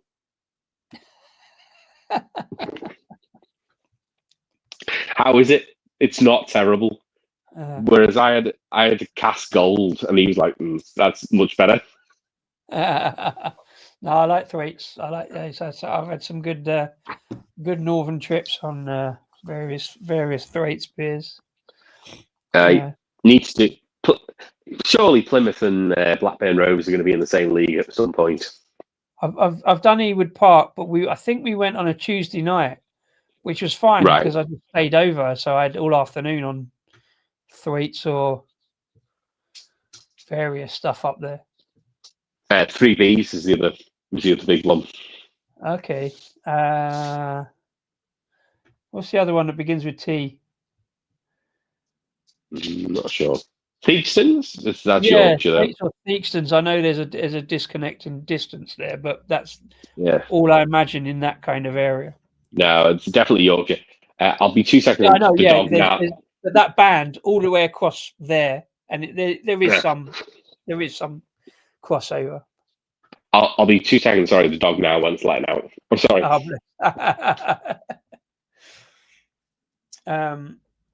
Yeah. Wow. Yeah, we could talk for ages about like northern trips for football that I haven't done for a while. Bless. No, Wigan's are good. You don't even have to get outside of the station to find a good pub in Wigan. Wigan Central. It's a fantastic little craft beer bar underneath the station. Yeah. So this beer. Sorry, New Barnes. It's drinkable, but it's not great. As dark lagers go, it's got. Do you know what? Weirdly, as dark lagers go, it's got a red ale kind of quality about it. A kind of slightly spiky, kind of rye kind of note, a kind of coconut husk. Yeah, do you know what it is? I often find it with a lot of like porters or stouts with cocoa in them. There's that kind of cocoa husk note. Add lemonade in a dark lager. Yeah. No, that's mostly for the grapefruit beers, I think, Shark. I don't know about lemonade in this one. That would just be an unholy mess, I think. I say I don't hate it. It's just odd, and I'm surprised about New Barnes, really. I've got another New Barnes beer so we shall see, and that's a dark lager, I think. Where did I get that? Which I only got recently as well. Again, I just pick up New Barnes occasionally on make weights on beers. Usually when I order a disco beer, and I just put 6 cans on. What's the other New Barnes I've got? They did do a Schwarz beer recently. That might be it, you know. I'm sure it's a dark one because I was randomly collecting. Again, I was collecting dark lagers for a while because I was going to do like that as a theme on the stream, and I sort of never got around to it in the end. Oh no, that's Dunkel. I'm sure I picked one up recently. No, I got it from I did. Yeah, I did. Last week from Ghost Whale. Their Rauch beer. All right. Which again will probably be the only kind of vaguely Oktoberfest, even though it's not Oktoberfest, but vaguely Oktoberfest beer I'll actually get round to this year. So that would be interesting. I picked that up this week along with another disco beer that I've managed to crash ahead of you, Adam. I know you. I do appreciate when you send me disco beers. As We just want to see them. No, I got them in last week, but no, an American brewery called Santa Adarius. Never heard of them. No, me neither. It only seems to be at Ghost Whale in London, in Brixton. It's an unfiltered American IPA called Dog Disco. Okay. Yeah, never heard of them, but they rate them, so I'll fuck it, get them in. Even Shark's never heard of them, and I think they're from Florida. From Florida? He lives in California. I know, but it's all the same country, isn't it? It's all the same country. Big country. They all look the same to me, them Americans. It's a big country, and they haven't updated their distribution network since after Prohibition, which is a slight problem. Which is why I've just said that, and I just realised I always, I don't know why, confuse Florida and California, and I know they're at opposite ends of the country, so I don't actually know where they're from, to be honest. But yeah, all those Americans look the same to me. Yeah. Why in some states you can order beer online, some states you can't, makes no sense to me whatsoever. Why you can order it across board or across state lines in some cases, but not on other ones. Yeah, it's like not being able to order Scottish beers in Cornwall for no apparent reason. Right? Mm-hmm. Yeah, but you can order them in London. That's how much sense that would make. Yeah. Well, I did. I literally did. Yeah. Can you imagine that Verdon only being available as far as Bristol? Yeah, that would fuck them a bit, wouldn't it? Very weird. Yeah, so you get to a certain stage, don't you, American, and then you can. So, like Sierra Nevada, they can ship anywhere. Okay. But I think they have to go via distributors. I don't think they can do it direct. Mm. But if you're in the state, you have to do it direct within the state. You can't have distributors. This is such a weird. It's a very weird laws that are very outdated.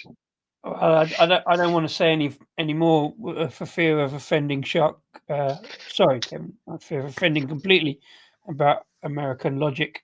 I think it's just. I don't think it's a case of logic. I think it's a case of that it takes a while for more. You can't get it done at a federal level because it's not a federal matter. It's getting all 50 states to agree to something is nigh on impossible. That's the thing I've never understood. Your federal and your local and the kind. I don't get it. Certain things can be federal, certain things can't. Roads can never be federal, as far as I'm aware. Please correct me if I'm wrong, Chad. It was thought not all states repealed the prohibition laws. Well, they must have done, haven't they? Not all counties, I think.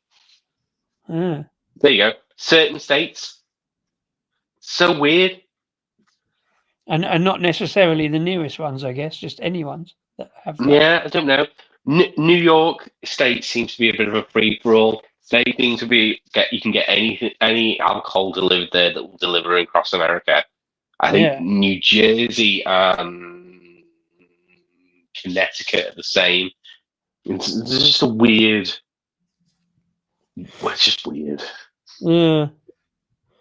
Feels a bit like saying you can ship everything to London, but not you can't stop along the way to any of the cities or whatever. Whereas, like, if I maybe fill out some paperwork, not completely honest, I can send beers to anyone in America. Yeah. Did it harm anyone? No. Yeah, it's like if people want to buy it and drink it, just let them have it, isn't it? So. Yeah. Adam, can you fill for a couple of minutes? I've just got to nip out. Yeah, no worries. Also got to plug my phone in. No, it's fine. I'm going to go through the comments. Let's see what I've missed whilst I've been letting the dog out. I'm just going to hum whilst I try and get the comments up.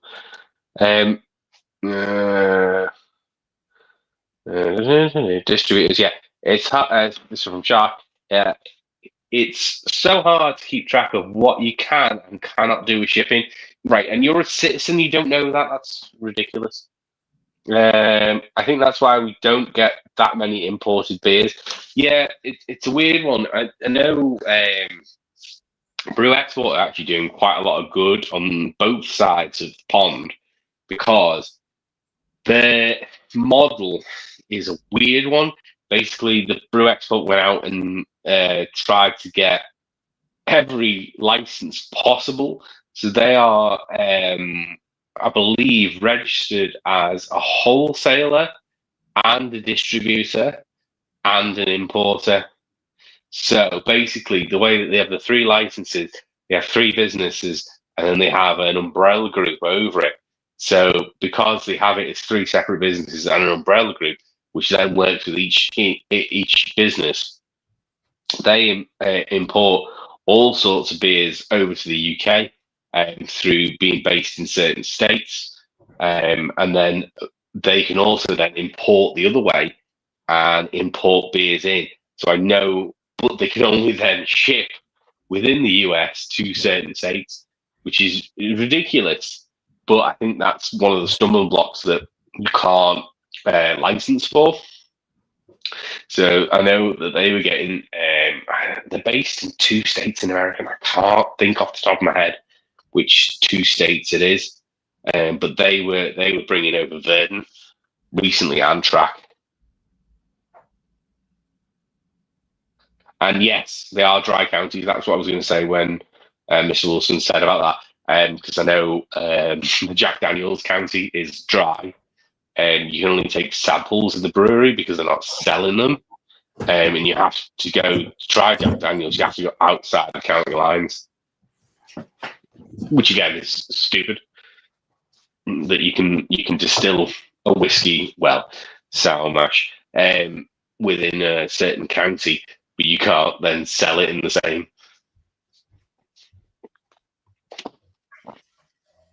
But I know some of the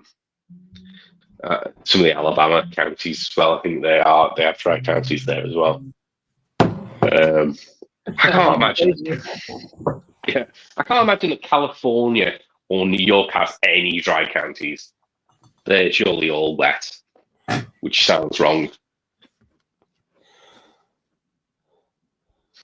I can maximise the screen now that you're here. Ah. I have emptied my glass, but I've still got a bit of the wine left. Oh, Well, I'm going to knock this back just to get it out of the way because I don't like wasting beer, even stuff I'm not that fussed with. But anyway, cheers. Cheers. I've just dragged me beer 52 boxes out of the cupboard because I'm fairly certain there's at least a brown or something ale in here that I can finish off with that little. Yeah. I've got to search through them now, so. I've still got a bit of the Wylam left. Oh, yeah. Not a lot. Oh, excuse me. These have been here several months, and I've just never got round to them. Obviously, I'm never going to review them as such, but I can't even remember what's bloody in them. So I'm sure there's some Scottish beer in here. Oh, what the fuck is that? I'll see. I'm trying. Super 8. Oh, it's a Belgian. I had a bottle of that. It's a Belgian fruit beer. Not a red ale. It might be. Well, it's the raspberry one. Or cherry one. It's going to be. No, we'll put that there on reserve. You never know. Yeah, so they sell that in booths in 330 poles. Do you know what? I've always been annoyed that booths don't get this far south. It's one of that north-south divide things that would love a bit of booths action, and because I don't get up north very often anymore to find out. For a laugh, you want to know what the most southern booths is? No, I'm sure you told me this before. Is it like Birmingham or Coventry or somewhere? Not even that far south. Knutsford is the most southern booths. That's just off. Yeah. That's how far south they go. They are Wales adjacent. That's how far south that is. Yeah, I was going to go to Knutsford, but I was going to go to Knutsford for the Weatherspoons, but I think I went to Wilmslow instead. Right. No, the Knutsford one's quite large. It's just off the junction, but it's not actually the services. You come off the junction, and it's this massive retailer for that, and the booths is quite large. I might have been to that one, actually. I took Craig to the one near me, which is Ormskirk. It's actually one of the. I think it's like the second newest store. And he was like, "Why don't we get this down south?" And I was like, "Because they're originally from Pemberton." I don't even know what the southern equivalent is, really. There's a kind of. It's Waitrose. They're just not as big. Really? Waitrose. Yeah. Fair enough. There's not many Waitrose up north. As I say, my nearest one's Formby. And then after that would be near Mr. B. It's I can't think where it is. It's not Chesterfield. It's there's one in Manchester, but it's tiny. It's in the city centre. It's like a little sort of almost like a Waitrose extra. No, a Waitrose Express. Well, I can't find it. I don't know if it's in there or not. So I put this one out. So I might as well just open this one. Fuck it. Eh? No, so I think it's a Belgian fruit beer, so it might be a bit lively. No, I can smell it for here, but it's definitely red. Is it cherry or raspberry? Is it framboise or creek? Yeah, there's a lot of strawberry going on there. Strawberry? I don't know. That was an option. It says rouge. Rouge. I don't know. Might be a Flanders Red. Yeah, Super 8 are a Belgian brewery. No, it definitely smells like strawberry. I know this because I had a strawberry beer this afternoon. Oh, I didn't think they did. I've never seen the strawberry one. I've seen the raspberry. I've seen the cherry. Do you know what? Of the two red beers I've had today, the two red ales, that is the reddest. The reddest one. Yeah, fruit. It's a fruit adjuncted one.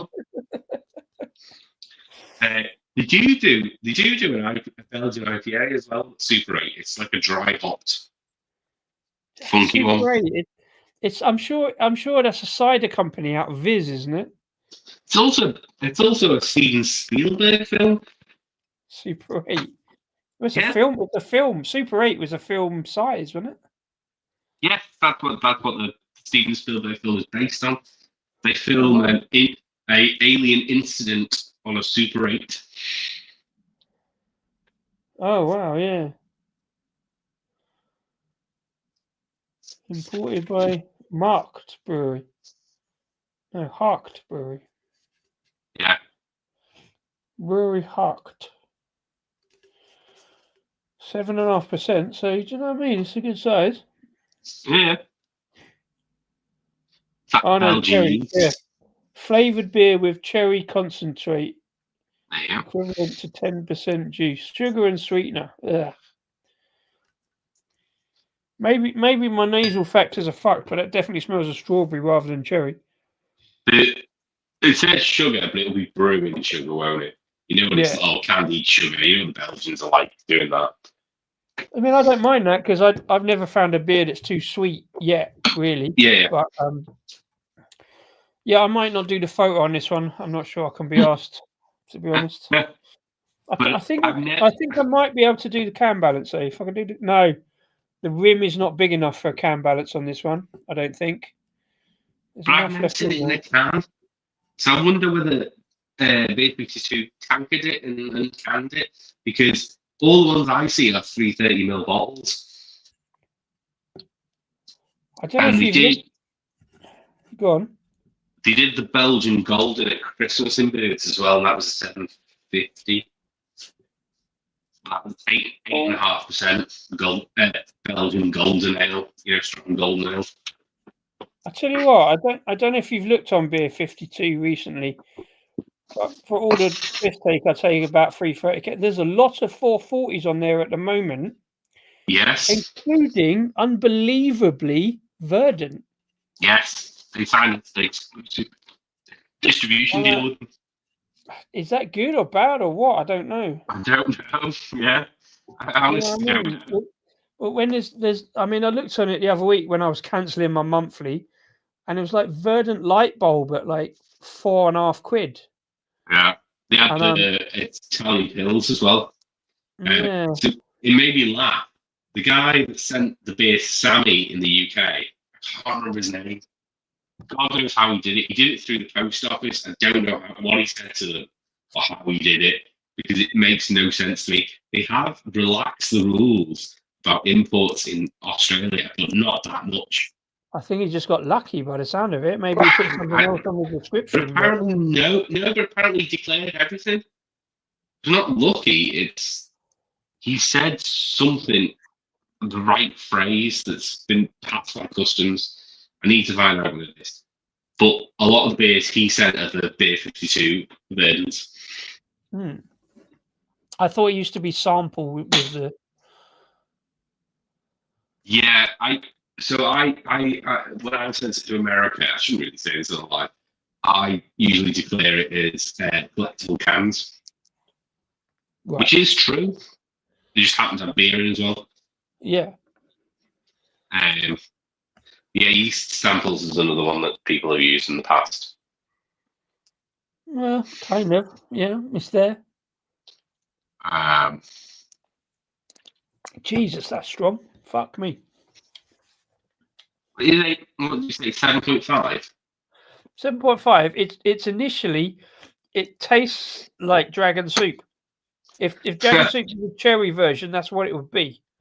But there's no caffeine in it. Wait there. Have you not one?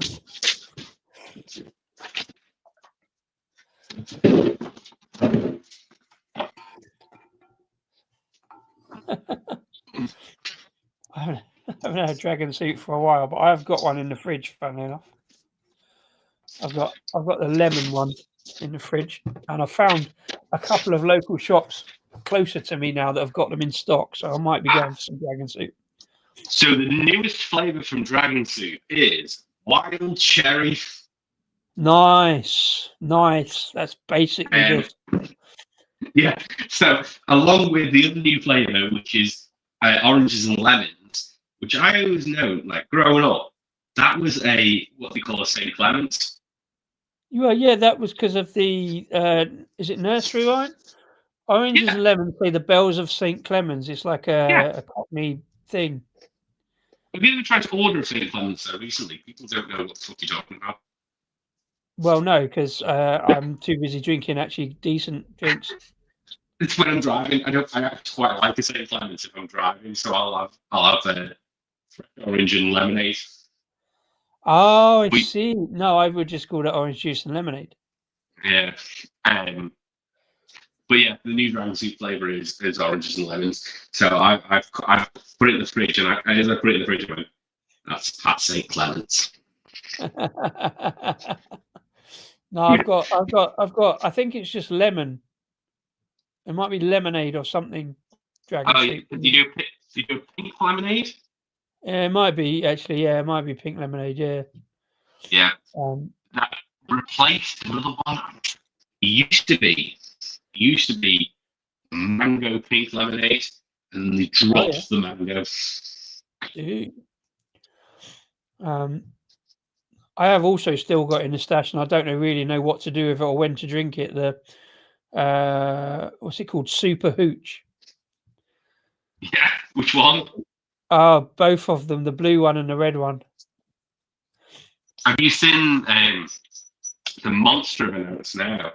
They're doing Monsterettes, which is a hard seltzer Monster. Yeah, 7.5%. That's a mix of things that you don't need to put the word seltzer in it. Yeah. Caffeinated hard seltzer at 7.5. Jeez. In various flavours. And it's allowed to be on tap because flavoured hard seltzer is an option. Oh, but it's fermented. Malt beverage, yeah. Yeah. This is not terrible. It is very, very definitely flavoured. Yeah, it's just like if I'm mid-session, and I'm not, I'm at the end of a session, but if I'm mid-session, I'd put a fruit-based drink in, and that would, it tastes like a red ale that's got cherry in it. I suppose the most common equivalent to that would be Delirium Red. Yes, yeah. It's on that. Not Poundland, but discount Delirium Red. Yeah. Well, I'm trying to think. There is another one as well. The ones that brew, they brew Flanders Reds, but they do a fruited one. Is it root beans with an R? See, I'm not really up on the Belgian stuff. The other side of Delirium, really. They do the classic Flanders Red and they do the classic Flanders Brown or Brew. And I can't remember the name. Rodenbach do a fruited Rodenbach do a fruited version, but I think it's a lot lower ABV. I don't think it's as high as Delirium or that. Yeah. I think Delirium's 8, that's 7.5. I think the fruited Rodenbach something like 4.7, something like really low. Rodenbach Fruitage, I think that's what it's called. I remember seeing bottles of that. Yeah, It's a weird style. Yeah, this is hitting all right. It's kind of, it's got that. Still smells of strawberries, but tastes of cherry. Weird. imagine it's mainly artificial. It's not. There's not going to be actual cherries in there. Oh no, to be fair, it definitely says on the thing flavorings. Which usually, well, I've said this on a few streams a while back before the summer. Is that when you've got even people like I think it was Northern Monk or was it Vocation put in the ingredients natural flavorings. Yeah. Well, if they're so natural, tell us what they are. Yeah. If it's actual fruit, let us know. You know. Yeah. Yeah, at least they say contains sugar and sweetener and flavorings, but don't tell us what the flavorings are. So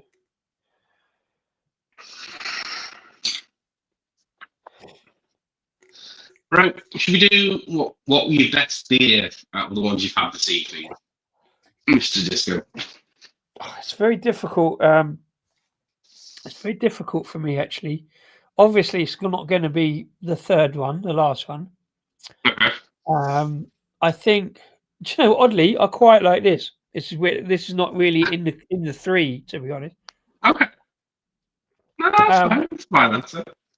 it because of the cherry. No, for me, it's definitely probably that one, the Brass Castle, the spiced red ale, because it's a big hit of flavour. There's so much flavour in it because there's a lot of adjuncts in it, but I think all natural adjuncts, and it got more drinkable as it went down. I quite like that one. It wasn't terrible. This was just weird. I don't know, and yeah, oddly because of the cherry, this is quite nice. For me, What's your one of the four? oddly, it's going to be the pilot. Because Okay, although I described it as there's not much to it, it was extremely sessionable, which was extremely annoying because it was the only one in the 330 can. And I could have had a couple of pints of that.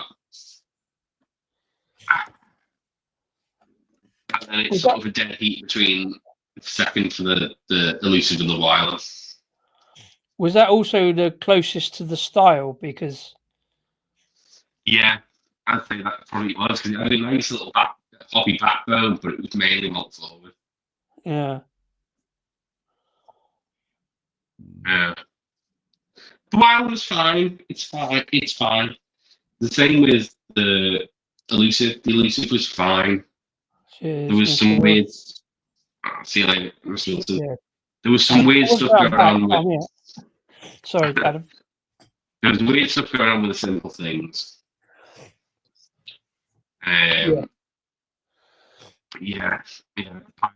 I wish that I didn't have had to look out. I could have quite easily done that. Oh, sorry, I missed that last sentence. Sorry, I said I wish Pilot had been a 500 ml can. I could have quite easily drunk that, but it was the one that was a 330.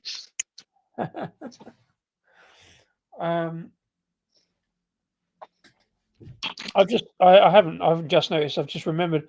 I like the Polly shirt. Is there anything on the back of that? No, blank, completely blank. That's really weird. I'm not going to talk about branding now, but that's a very strong branded T-shirt just to have that drop on the front and not anything else. So noticeable. And so many different colours. And also, as well, hilariously, in Liverpool, there is an infrared sauna with the same logo. And it's literally over the road from Dead Crafty, which is the biggest craft bar in Liverpool. Yeah. And every time we cross over the road, Harry, when he's here, goes, Polly's happening, and I'm going, it's not, it's an infrared sauna. There's not. Couldn't get a beer there if we tried. Who would sue who in that scenario? I don't know. I don't think anyone would win because it's just like completely different industries. Yeah.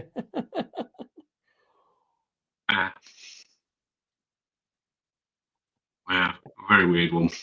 But we actually did. We ended up going to the polystyrene last month. That was quite good in mould. Probably the best food I've ever had in this event. Nice. Really good food. Service was hit and miss. Yeah. That's it. The beer's good. Yeah. The beer was very good. Just the staff did a lot of waiting around and not certain people. You said the other day what you're doing this weekend is some random stream with Sammy and some mad beers. Yes. So I'm hoping the plan was Peter was going to come around to mine because he told me he booked it off. We were going to watch the Liverpool derby, which is at 12:30 kickoff. And the plan was to do 2 Imperial Stouts with Sammy, which are in 500ml cans that he kindly gave me, which are Mountain Culture beers in collaboration with Bottle Logic, the huge American MP stout brewery. Yeah. Same base beer, different adjuncts. I didn't fancy doing 12.5% beer in a 500ml can on my own. But now Peter's been pulled into work, so he's not coming around. So I think I might do one with Sammy. And he wants to do it a bit later, so I think it's going to be after the Liverpool game. We might do milk stout if he's back in time as well. So he got given with the package that he got from one of his subscribers some of the English beers out, as mentioned before. One of them was Black Sheep Milk Stout, which because it's an Asda beer, I generally have in my fridge because Asda's over the road from my house. Oh, I thought he'd already done that one because I said to him about that, and I actually went out and bought a bottle of Abbott Ale so we could do a joint review wherever we ever get round to that. I would have rather have done the Black Sheep. But I don't think he's done it yet. As far as I'm aware. Oh, okay. He's done a lot of the English ones. Don't think he's done the Abbott Ale. I don't think he's done the Black Sheep. It's just the Black Sheep Milk Stout that's available in Asda. So we got an Asda in here.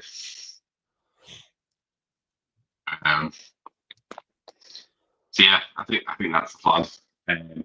Then it's Chase's birthday, and no one's here apart from me. So we're going to go out around Liverpool because he does like to be shown. He's a bit of a show dog. He likes to be shown off. So that's what I'm going to give to him for his birthday, as well as half a chicken. What a great owner you are! Fair play. What a great weekend. It's not really his birthday either, because it's like he's rescue dog. So we got him. It's when we anniversary when we got him. Yeah. So we just use it as his birthday because we don't know when his birthday is. It's his arrival day. Yeah. So he'll either be 9 or 10 on Saturday. Fair play. Well, happy birthday, dog. Happy dog. He's an arsehole. I love him. Sounds like my cat. Yeah. Absolute bellend, but yeah. Yeah.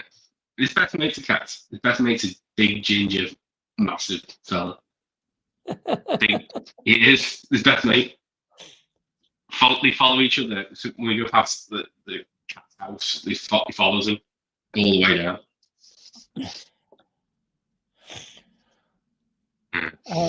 Right, I tell you what I'm going to do. I'm going to end the stream there because we've gone massively over time. But stick on and we'll chat afterwards. No, that's all right. I'll chat away all night. But I will end the stream because that's what you're meant to do at some point on a live stream. Yeah. And I want to say thank you to everybody for popping in tonight. Everybody who's watching afterwards, if I eventually put up the link at some point somewhere. Adam, thank you very much indeed, Top Man Sir, for coming, bringing some beers and having a chat. Thanks for inviting us. No, pleasure, man. Anytime. Let me know in the comments. Please click like and subscribe and all that jazz. Have I got an end stream? Oh, let me see if I can find the end thing. I'll do the end. I'm got a start, but let's see if I can find the end thing, and we'll do a proper end of the show with the music. Where is it here? It's down the bottom here somewhere because I can't. Oh, here it is. I'll have to share it. All right, yeah, everybody click like, subscribe. Thank you very much indeed. Let me share this, share screen. Oh no, I can just play it, can't I? That's what I do. I just play it. Video file. It's all the way down the bottom. Here we go. Right, yeah. Cheers, everybody. Thanks, Adam. Cheers. Hope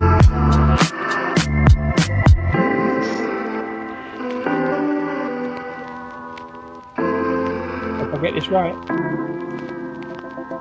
Sack the DJ. End stream.